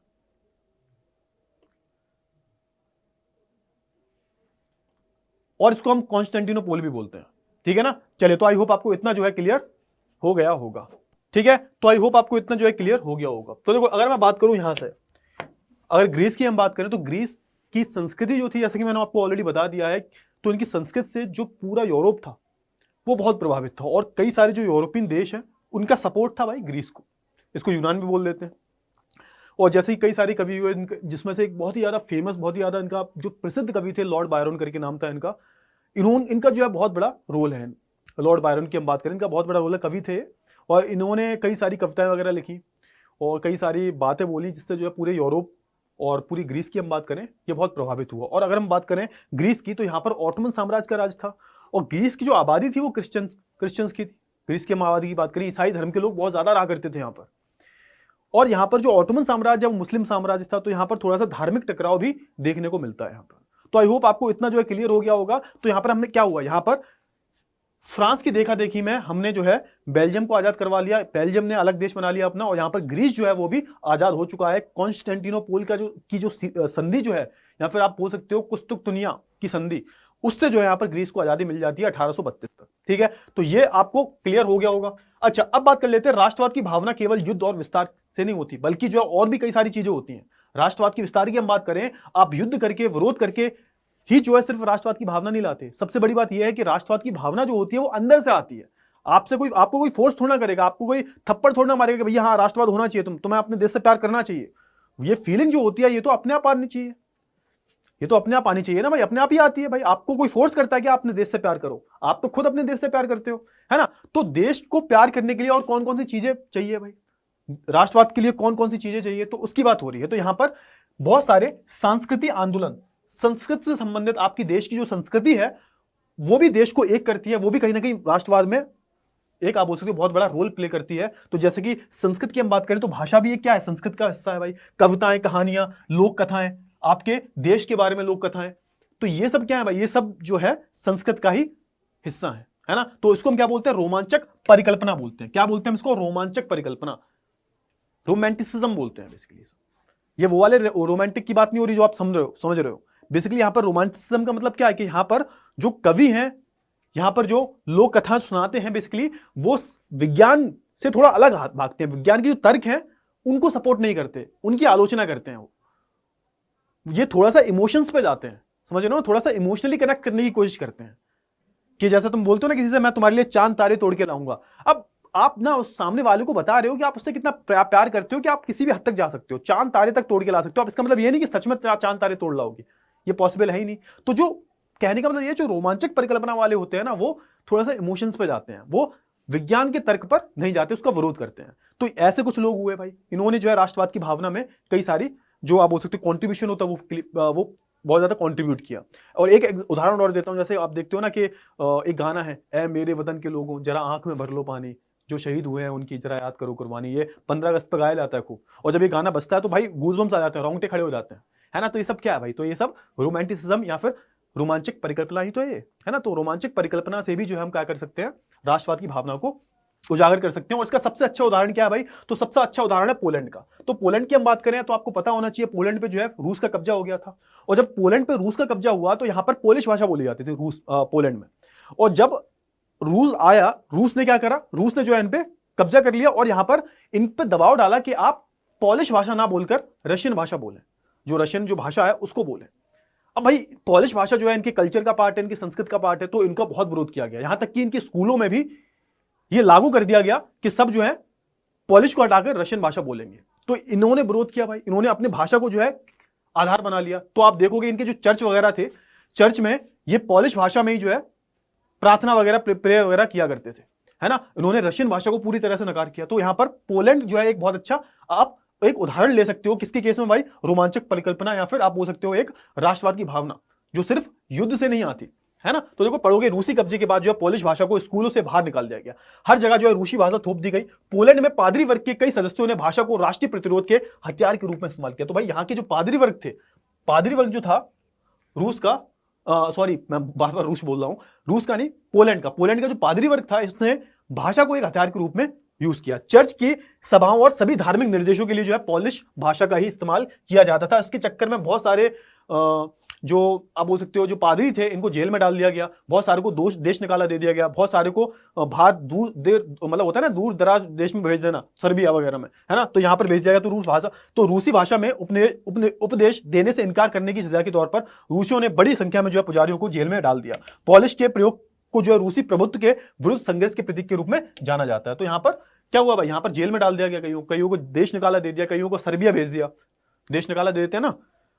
तो ऐसे में क्या हुआ, यहाँ पर ऐसे में देखा जा सकता है कि यहाँ पर इन्होंने एक भाषा को जो है यहाँ पर एक राष्ट्र के प्रतीक के रूप में, उसके राष्ट्र का जो एक संघर्ष होता है उसके प्रतीक के रूप में जो है इन्होंने अपनी भाषा को इस्तेमाल किया। तो ये बहुत अच्छा उदाहरण है इसका, है ना। अब बात कर लेते हैं किसकी भाई, किसकी बात कर लेते हैं हम, तो भुखमरी, कठिनाइयां और लोगों का विरोध, इसकी हम जो है थोड़ी सी बात कर लेते हैं। थोड़ा सा ये छुप गया है पीपीटी के पीछे, कोई बात नहीं, चलो कोई बात नहीं, चलो ठीक है। हाँ अब देखो यहाँ पर, थोड़ा सा देखो यहाँ पर, अब यहाँ पे बात हो रही है किसकी भाई, भूखमरी, कठिनाइयां और लोगों का विरोध। ये कहां पर हो रहा है भाई, भूखमरी मतलब जो लोग भूख से मर रहे हैं, कठिनाइयां हो रही हैं, बेरोजगारी बहुत ज्यादा है, ये बात हो रही है रूस की। रूस की नहीं, मैं बार बार मेरे मुंह से रूस ही निकल रहा है, फ्रांस की बात हो रही है। अभी फ्रांस की गाड़ी जो है कहां तक पहुंची थी, तो भाई 1830 तक पहुंची थी, 1830 तक। 1830 में क्या हुआ भाई, लुई फिलिप जो होता है यहाँ का राजा बन जाता है, और फाइनली यहाँ पर आपको लग रहा होगा सब कुछ ठीक हो गया, लेकिन सब कुछ ठीक नहीं हुआ था। 1830 से 48 तक जो लुई फिलिप होते हैं, ये भी कुछ ज्यादा कर नहीं पाए, ये भी कुछ ज्यादा कदम उठा नहीं पाए, अच्छे अच्छे कदम नहीं उठा पाए। और यहाँ पे देखा गया कि फ्रांस में लोग जो है भूख से मर रहे हैं भाई, बहुत ज्यादा कठिनाइयां हो रही हैं यहाँ पर लोगों को, बेरोजगारी बहुत ज्यादा चरम सीमा पे है, और गरीबी दूर करने के लिए लुई फिलिप कुछ कर नहीं रहे। तो यहाँ पे फिर से जो है एक बार क्या होता है भाई, फिर से जो यहाँ पर विद्रोह होता है। और यहाँ पे आप देखोगे 1848 में लुई फिलिप डर के मारे भाग जाता है, मतलब ये भाग जाता है, देश को छोड़ के भाग जाता है, क्योंकि संभाल नहीं पाता सत्ता को।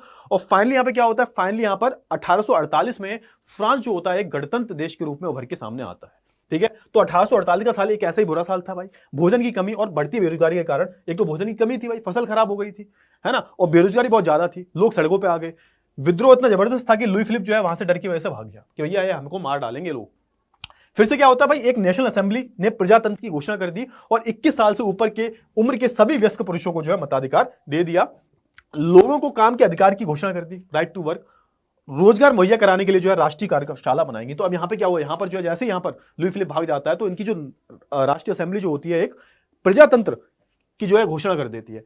जितने भी 21 या 21 वर्ष से ऊपर के जो लोग होते हैं उनको वोटिंग का अधिकार दिया जाता है। लेकिन याद रखना, महिलाओं को अभी भी अधिकार नहीं दिया गया, महिलाएं अभी भी अपने अधिकार से वंचित है, इनको अधिकार नहीं दिया गया, है ना। और यहां पे क्या क्या कदम उठाए गए, तो यहां पर रोजगार मुहैया करवाने के लिए, काम धंधा देने के लिए यहां पर कई सारी कार्यशालाएं बनाएंगी, जहां पर लोगों को काम सिखाया जाएगा, स्किल उनकी इंप्रूव करी जाएगी, है ना। यहां पर एक वो भी इनका नियम कानून जो होते हैं, जैसा ना राइट टू वर्क, अधिकार की घोषणा, काम के अधिकार की घोषणा की गई कि सभी को जो है काम करने का अधिकार है, ये सारी चीजें हुई, है ना। अब यहां पर थोड़ा सा बात कर लेते हैं किसकी भाई, देखो फ्रांस में सब चल रहा था। अब फ्रांस में सब चल रहा था तो बीच में एक केस और आता है जिसे हम बोलते हैं सिलेसिया के केस, है ना। सिलेसिया का केस क्या है भाई, सिलेसिया का केस एक बहुत ही महत्वपूर्ण केस है, बुनकरों का केस है। अब हम बात करें सिलेसिया का केस की बात करें तो बुनकरों का केस है, और सिलेसिया है कहां पर, तो ये पोलैंड में ही है, ये सिलेसिया नाम की जगह। यहां पर बुनकरों का जो विद्रोह हुआ था, आपकी बुक में दे रखा है, कभी कभी एग्जाम में पूछ लिया जाता है, 1845 में हुआ था 4 जून को। और ये बुनकरों ने क्या किया था, तो होता ये था कि भाई बुनकर जो थे, ये क्या, बुनकर का मतलब होता है कपड़े का बुनना। अब ये जो है कपड़े बुन के, या फिर आप बोल सकते हो इनका काम करते थे, कपड़े बुनाई का काम करते थे, और इनको जो है बाकी बहुत कम पगार मिला करती थी, है ना। और ठेकेदार जो होते थे ये इन्हें मतलब काम दिया करते थे, और उसके बदले में इन्हें मजदूरी बहुत कम मिलती थी। और ऊपर से क्या था, ऊपर से ये सारी सिचुएशन चल रही थी भाई, भुखमरी की सिचुएशन थी, बेरोजगारी बहुत ज्यादा थी, तो इन्हें बहुत कम पैसे मिला करते थे। उसकी वजह से जो है ये जो बुनकर थे इन्होंने विद्रोह कर दिया, है ना। ये जो थे ये बड़े बड़े ठेकेदारों के घर के अंदर घुस गए, उनके दरवाजे वगैरह तोड़ दिए, ठेकेदार भागते हुए भैया पहुंचे लोगों के पास, लोगों ने हेल्प करने से मना कर दिया। फिर बाद में देखा जाता है ठेकेदार जो होते हैं ये 11 मजदूरों को जो है मार देते हैं, है ना। तो इस घटना को क्या बोल दिया जाता है, सिलेसिया की घटना बोल दिया जाता है। और ये घटना ये बेसिकली ये बताती है कि उस टाइम पर सिचुएशन क्या थी। तो ये घटना कभी कभी पूछ ली जाती है, क्वेश्चन आपसे एक एग्जाम पूछ लिया जाएगा कि सिलेसिया के जो बुनकर थे, ये जो विद्रोह हुआ था इनका, वो कब हुआ था। तो डेट और तारीख याद रखनी है आपको, तारीख याद रखनी है आपको, और आपको साल याद रखना है, 1845 4 जून है। उन्होंने उसकी हवेली को नष्ट कर दिया, और उस भंडागृह को जो है तोड़ फोड़ के, जहां पे सारा कपड़ा रखा गया था, ठेकेदार ने सेना बुला ली, और झगड़े में 11 बुनकर जो है मारे गए, है ना। तो इस केस को हम क्या बोल देते हैं, सिलेसिया का केस बोल देते हैं। बेरोजगारी और गरीबी के कारण जो है यूरोप भर में श्रमिकों द्वारा जो है ऐसे कई विरोध हुए। तो यहां पर जो श्रमिकों के द्वारा जो विरोध हो रहे थे, उसका एक बहुत अच्छा सा उदाहरण ये देखने को मिलता है। तो ये आपको पता होना चाहिए इसके बारे में, ठीक है। चलिए, तो यहाँ पर 11 मजदूर जो है मारे गए। तो यहाँ पर ये बेसिकली क्या दर्शा रहा है यहाँ पर, कि उस टाइम पर बेरोजगारी और गरीबी किस चरम सीमा तक पहुंच गई थी, ठीक है। अब बात कर लेते हैं क्रांति के युग की। अब इस क्रांति के युग में आप देखोगे, अब देखो हमने ग्रीस को आजाद करवा लिया, हमने जो फाइनली फ्रांस जो था वो भी एक गणतंत्र बन चुका है 1848 में फाइनली। अब कुछ नहीं होगा फ्रांस में, सबको आजाद करवा लिया। अब आप देखोगे धीरे धीरे कि दूसरे जो लोग हैं, लाइक अब देखोगे इटली आजाद होगा, है ना। अब देखोगे आप यहाँ पर जर्मनी आजाद होगा, और भी कई सारे देश जो है वो आजाद होंगे, है ना। अब यहां पर उदारवादियों की क्रांति जो है शुरू हो जाएगी। और इसकी नेतृत्व कौन कर रहा था, इन उदारवादियों की क्रांति को कौन संभाल रहा था, तो मैंने पहले ही बताया आपको, मध्यम वर्ग के जो लोग थे वो इन क्रांतियों को जो है संभाल रहे थे। अब देखोगे आप Germany, Italy, Poland, Austro Hungarian साम्राज्य, ये सब जो है क्या होंगे, ये सब जो है राष्ट्र घोषित कर दिए जाएंगे। और आज के टाइम पर ये सारे ही क्या है, सारे एक राज्य है ना। जैसे मैं बात करूं राष्ट्रीय एकीकरण और संविधान की मांग शुरू, यहां पर बेसिकली क्या शुरू हो गया, इनमें जो देश में लोग रह रहे थे, तो फ्रांस की तर्ज पर ये लोग क्या कर रहे थे भाई, राष्ट्र की एकीकरण की मांग कर रहे थे। भाई जो राज्य है, ये जो अलग अलग साम्राज्यों में बटा हुआ है, और इन अलग अलग साम्राज्यों को राजा जो चला रहे हैं, इन सबको खत्म किया जाए और एक राष्ट्र का निर्माण किया जाए, है। और उस राष्ट्र में क्या होना चाहिए, उस राष्ट्र में संविधान भी होना चाहिए, संविधान जो उस देश को चलाएगा। तो आज का हमारा जो मॉडर्न दुनिया, जो आधुनिक दुनिया है, वो ऐसी तो चल रही है हमारी, है ना। एक कहने का मतलब क्या, एक संसदीय प्रणाली की मांग हो रही थी, एक संसद होनी चाहिए भाई, उसमें जो लोग जाएंगे वो लोग चुनकर, आम लोग चुनकर भेजेंगे, और वही जो लोग हैं वो निर्णय लेंगे देश के लोगों के बारे में, ठीक है। राजा वाजा सब हटाओ। तो पहला हम केस देख लेते हैं जर्मनी का, है ना। जर्मनी में क्या हुआ, तो देखो जर्मनी में लोगों ने कुछ कोशिश की, जर्मनी के जो कुछ मध्यम वर्ग के लोग थे, जिन्होंने कुछ अच्छा खासा पैसा कमा लिया था, ये क्या करते हैं भाई, तो मध्यम वर्ग के जैसे लोग थे, पेशेवर के जो लोग थे, व्यापारी थे, धनी कलाकार जो थे, इन्होंने सकल जर्मन असेंबली की घोषणा की। भैया होता है ना कि भैया अपने आपके बगल वाले की तरक्की हो रही होती है, तो खुद की तरक्की होने का तो मन करता है ना। तो ये फ्रांस को देख रहे थे बेचारे, और तो फ्रांस की देखा देखी में जो जर्मनी मतलब 39 राज्यों की बात कर रहा हूं मैं, और ये पहले जर्मनी नहीं था। तो यहां पर जो लोग होते हैं, मध्यम वर्ग के लोग होते हैं, जो पेशेवर से व्यापारी होते हैं, धनी कलाकार होते हैं, ये क्या करते हैं, ये खुद की जो है एक सकल जर्मन असेंबली की घोषणा कर देते हैं। जैसे फ्रांस में हुई थी ना, फ्रांस में जनरल असेंबली जो हुई थी, वैसी नेशनल असेंबली जो हुई थी, वैसी जर्मनी में जो है जर्मन असेंबली की जो है घोषणा कर देते हैं। और यहां पर होता क्या भाई, 18 मई 1848 को जो है 831 चुने हुए लोग जो है जाते हैं यहां पर, है ना। 831 लोग जो है चुने हुए लोग जाते हैं, मतलब ये इन लोगों को किसने चुना था, इन लोगों को जो है सक्रिय नागरिकों ने चुना था। और ये बोलते हैं कि ये जर्मन राष्ट्र का जो है संविधान तैयार कर लेते हैं। जर्मन राष्ट्र जो है अब क्या होगा, अब जो है यहां पर संवैधानिक राजतंत्र की जो व्यवस्था की जाएगी, संवैधानिक राजतंत्र, संवैधानिक राजतंत्र। ये क्या होता है भाई कि ये राजा तो होगा, लेकिन राजा जो होगा वो किसके हिसाब से चलेगा? संविधान के हिसाब से चलेगा। अब यहां पे क्या हुआ देखो, 1848 में फ्रांस आजाद हुआ है। अब उसकी देखा देखी में इनको भी मन करा भाई, तो इनके जो मध्यम वर्ग के लोग थे इन्होंने क्या किया, इन्होंने 831 लोग चुनकर भेज दिए और 831 लोगों की जो है एक जर्मन असेंबली बना दी। अब यहां पे क्या हुआ भाई, राजा कौन थे? राजा उस टाइम पे थे फ्रेडरिक विलियम प्रथम।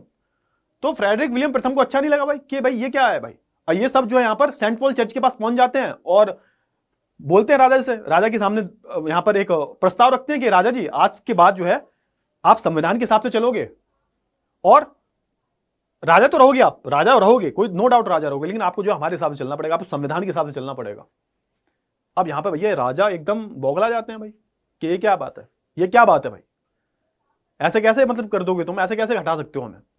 तो होता है ना कि राजा वाली भावना। भाई कोई भाई हजारों साल से रूल कर रहा है वहां पर, राजा रजवाड़ों का रूल चल रहा है वहां पर, और तुम जाके एकदम से बोलो कि तुम हटो यहां से गद्दी से, या तुम सिर्फ दिखावटी राजा हो, बाकी सब हम संभालेंगे, तो कैसा लगेगा? ठीक है ना। अब यहां पे हुआ क्या देखो, हुआ ये कि इनके विद्रोह को जो है दबा दिया गया, इनको जो है ये जर्मन सकल असेंबली जो थी इसको बर्खास्त कर दिया गया, क्योंकि इनके पास किसी का सपोर्ट नहीं था।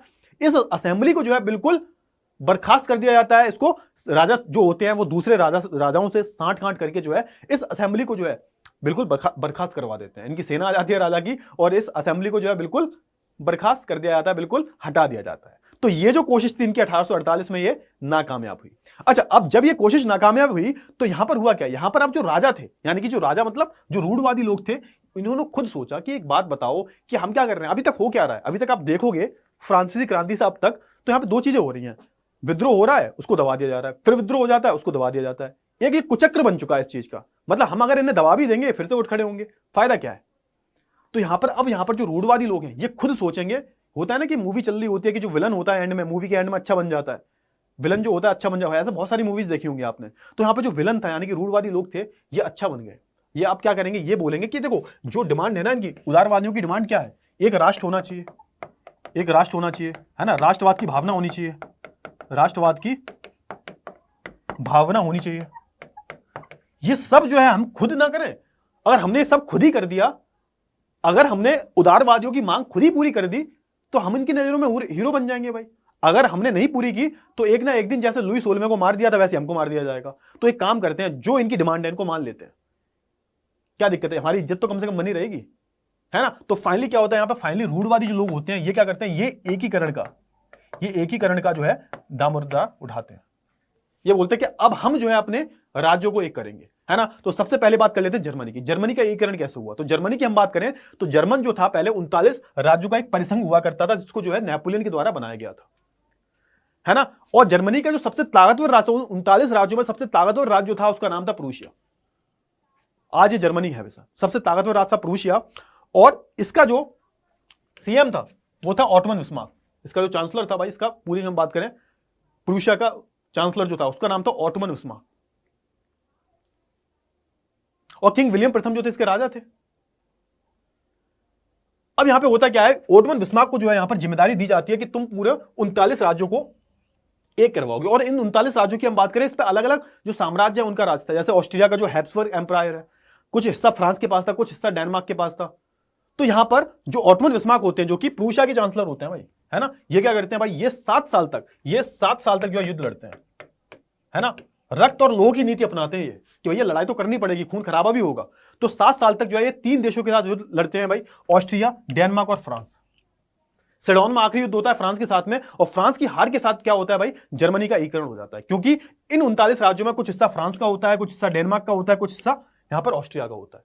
तो इन सबसे युद्ध तो करना ही पड़ेगा भाई। और युद्ध करके जो है क्या करवा देते हैं, 39 राज्यों का एक संघ बना के जो है, एक 39 राज्यों को एक करके जो है ये जर्मनी राष्ट्र की जो है स्थापना करते हैं। और राजा विलियम प्रथम जो होते हैं, जो इनके राजा होते हैं, इन राजा ने ही इन्हें ऑर्डर दिया था।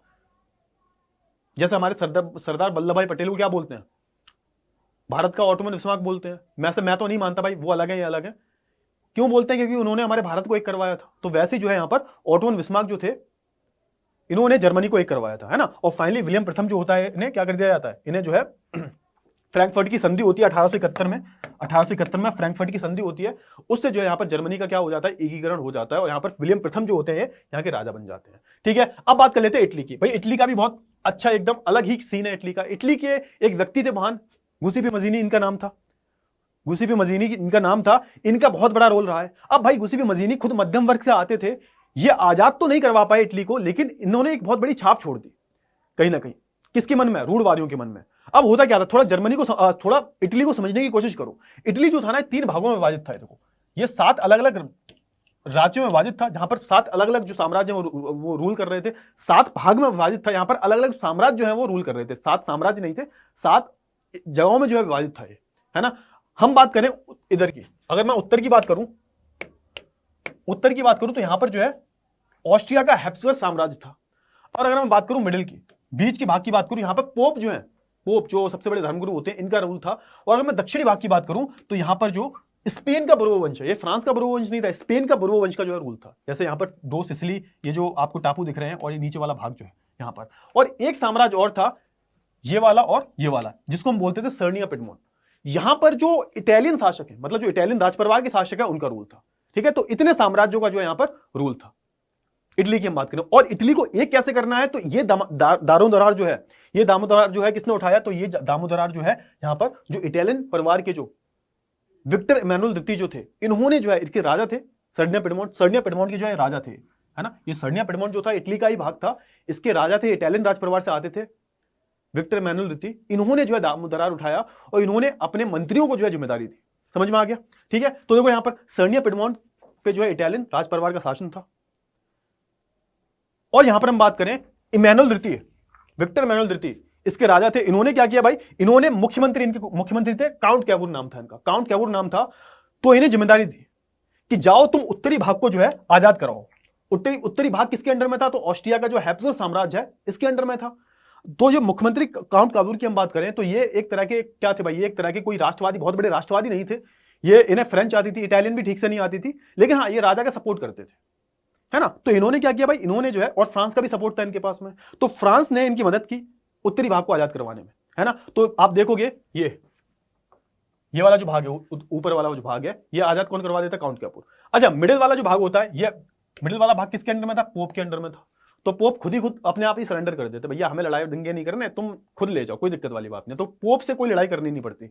बात है दक्षिणी भाग की। दक्षिणी भाग को आजाद करवाने में सबसे बड़ा रोल किसका है, तो भाई ये है गुसेपे गैरिबाल्डी का। गैरिबाल्डी भी एक नाविक थे, वैसे इनका पेशे की बात करें तो पेशे से नाविक थे ये, और ये किसानों का बहुत ज्यादा सपोर्ट था इनको। तो किसानों की मदद करके, तो दक्षिणी भाग में जहां पर स्पेन का बुर्बो वंश था, उसको जो आजाद करवाने में इनकी बहुत बड़ी भूमिका रही है। तो आप बोल सकते हो गुसेपे मजीनी, काउंट कैवूर और गैरिबाल्डी, इन 3 का जो है बहुत बड़ा रोल रहा है इटली के एकीकरण में। और फाइनली आप देखोगे 1861 में जो है विक्टर इमैनुअल द्वितीय जो होते हैं, इनको समग्र इटली का जो है राजा घोषित कर दिया जाता है। इटली जो है एक राष्ट्र के रूप में आता है। और यहां पर क्या होता है बेसिकली, उसके बाद यहां पर अलग अलग कदम उठाए जाते हैं ताकि जो है यहां पर एक आधुनिकीकरण हो सके इटली का, है ना। जैसे उदारवादी लोग चाहते थे वैसा हो सके, तो ऐसे कदम उठाए जाते हैं यहां पर। तो फाइनली हमने जर्मनी को आजाद करवा दिया और इटली को भी जो है हमने आजाद करवा दिया। अब बात कर लेते हैं हम ब्रिटेन की। अब ब्रिटेन की हम बात करें तो ब्रिटेन का अजीबोगरीब कहानी, ऐसा क्यों बोला जा रहा है, हम ये क्यों नहीं बोल रहे ब्रिटेन का एकीकरण, ब्रिटेन की अजीबोगरीब कहानी क्यों बोल रहे हैं, है ना। तो देखो ब्रिटेन की कहानी थोड़ी अलग है। ब्रिटेन जो था, ब्रिटेन के आसपास की जो टापू थे, तो यहां पर अलग अलग जाति समूह के लोग रहते थे, इनकी अलग अलग संस्कृति थी। समझ में आ गया, जैसे कि इंग्लिश नाम की, वेल्स, स्कॉटिश, आयरिश, तो ये अलग अलग जाति समूह के लोग रहते थे।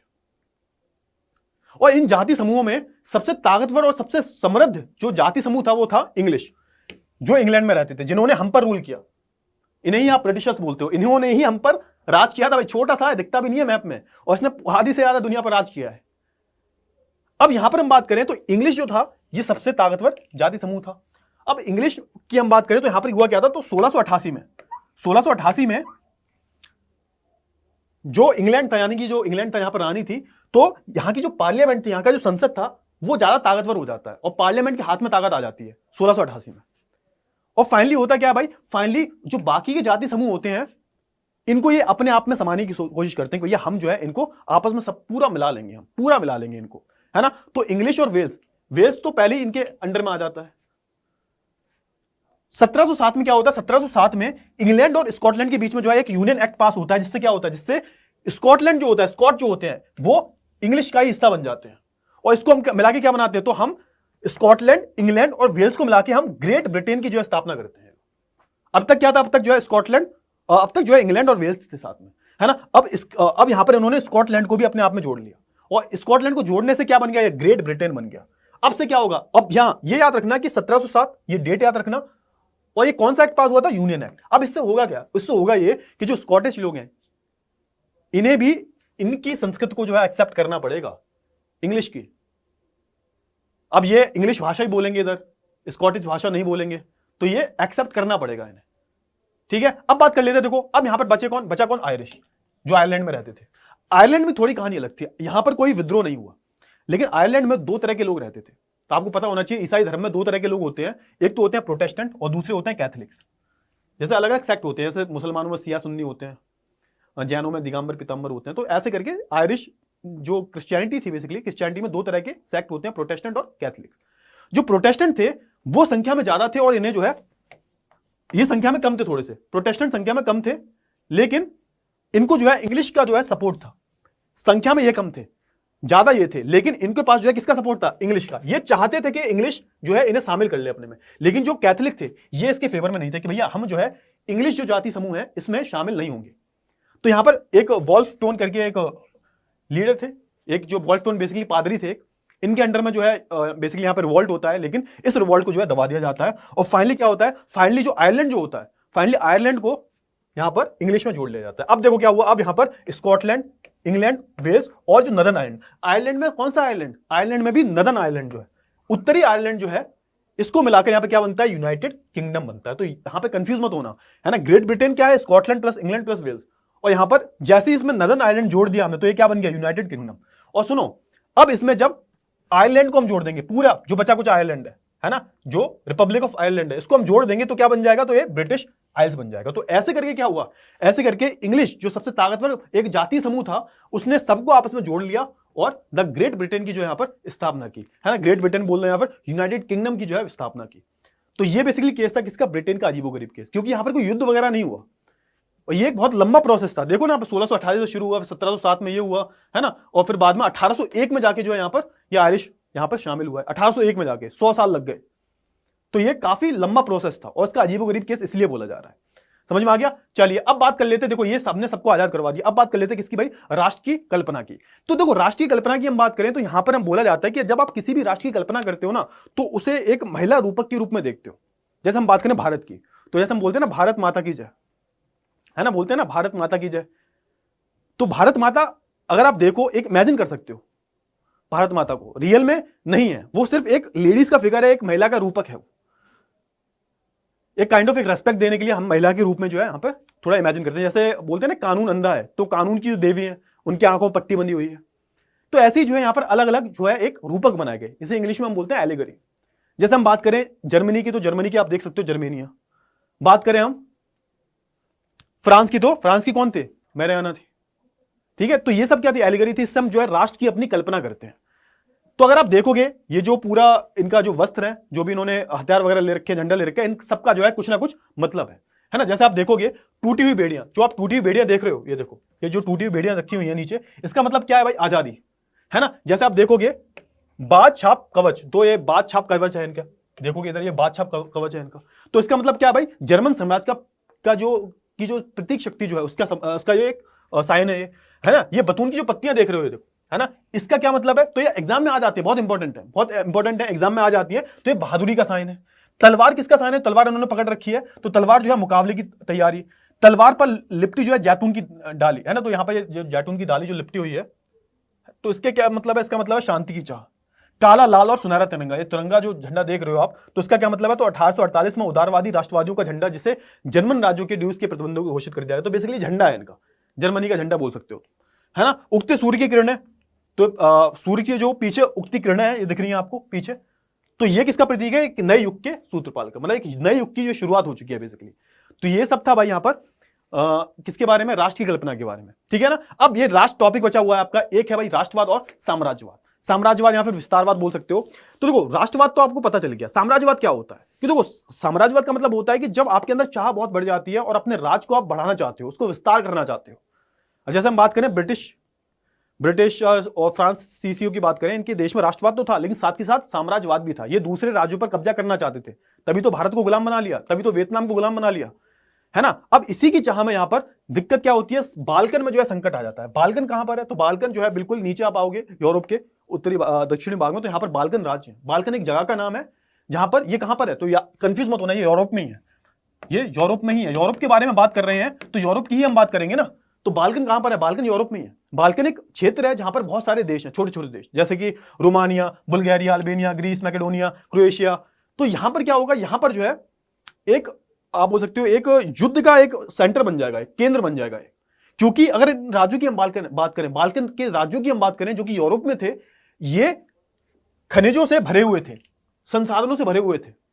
और यहां पर भाई जो देखो खनिज और संसाधन जहां पर होंगे तो वहां पर डिमांड वैसे भी होगी। भाई अंग्रेजों ने हमें गुलाम क्यों बनाया, हमारे देश के पास खनिज थे, संसाधन थे। अफ्रीका को गुलाम क्यों बनाया, अफ्रीका में खनिज थे, संसाधन थे। तो ऐसे ही इस बाल्कन क्षेत्र में एक तो ऑटोमन साम्राज्य का राज था, और बाल्कन क्षेत्र में भी कुछ राष्ट्रवादी गतिविधियां चल रही थी, वो भी अपने आप को आजाद करना चाहते थे, तो ये आपस में लड़ते रहते थे। और क्योंकि ऑटोमन साम्राज्य कमजोर हो गया था, और दूसरी तरफ जो बड़ी बड़ी शक्तियां थी जैसे कि जर्मनी जो आजाद हो गई हैं, इटली और ब्रिटेन, रूस, फ्रांस, ये सब जो है उनकी नजरें जो है इस क्षेत्र पे गड़ी हुई थी। क्यों, क्योंकि यहां पर जो है प्रचुर मात्रा में जो है संसाधन थे। अब इस पर कब्जा कौन करेगा, है ना। तो यह पे जो साम्राज्यवाद की जो भावना है, इंपेरियलिज्म की जो भावना है, ये क्या करवाएगी, ये प्रथम विश्व युद्ध करवाएगी, वर्ल्ड वॉर फर्स्ट, जो कि 1914 से 18 तक चला। अब ये क्यों हुआ, इसकी अलग हमें एक वीडियो बना देंगे, कोई दिक्कत वाली बात नहीं है। आपको वर्ल्ड वॉर 1 के बारे में जानना है, इसकी अलग कहानी है, लेकिन हाँ कहीं ना कहीं यही कारण था कि जिसके कारण जो वर्ल्ड वॉर फर्स्ट हुआ था, पहला विश्व युद्ध हुआ था, ठीक है ना। तो ये कहानी थी भाई किसकी, भाई राष्ट्रवाद और साम्राज्यवाद की। तो भैया ये चैप्टर जो होता है यहां पर समाप्त हुआ। आई होप सारी जो चीजें आपको इस चैप्टर से रिलेटेड वो सारी चीजें समझ में आ गई होंगी। डिटेल में चैप्टर पढ़ाया है मैंने, एक भी चीज नहीं छोड़ी है मैंने, जितनी भी इंपॉर्टेंट चीजें हैं वो सारी चीजें मैंने आपको बता दी है, ठीक है ना। चले तो एंड करते हैं इस लेक्चर को, और अब हम मिलेंगे अगली क्लास में एक नए चैप्टर के वन शॉट के साथ। तब तक के लिए गुड बाय, टेक केयर।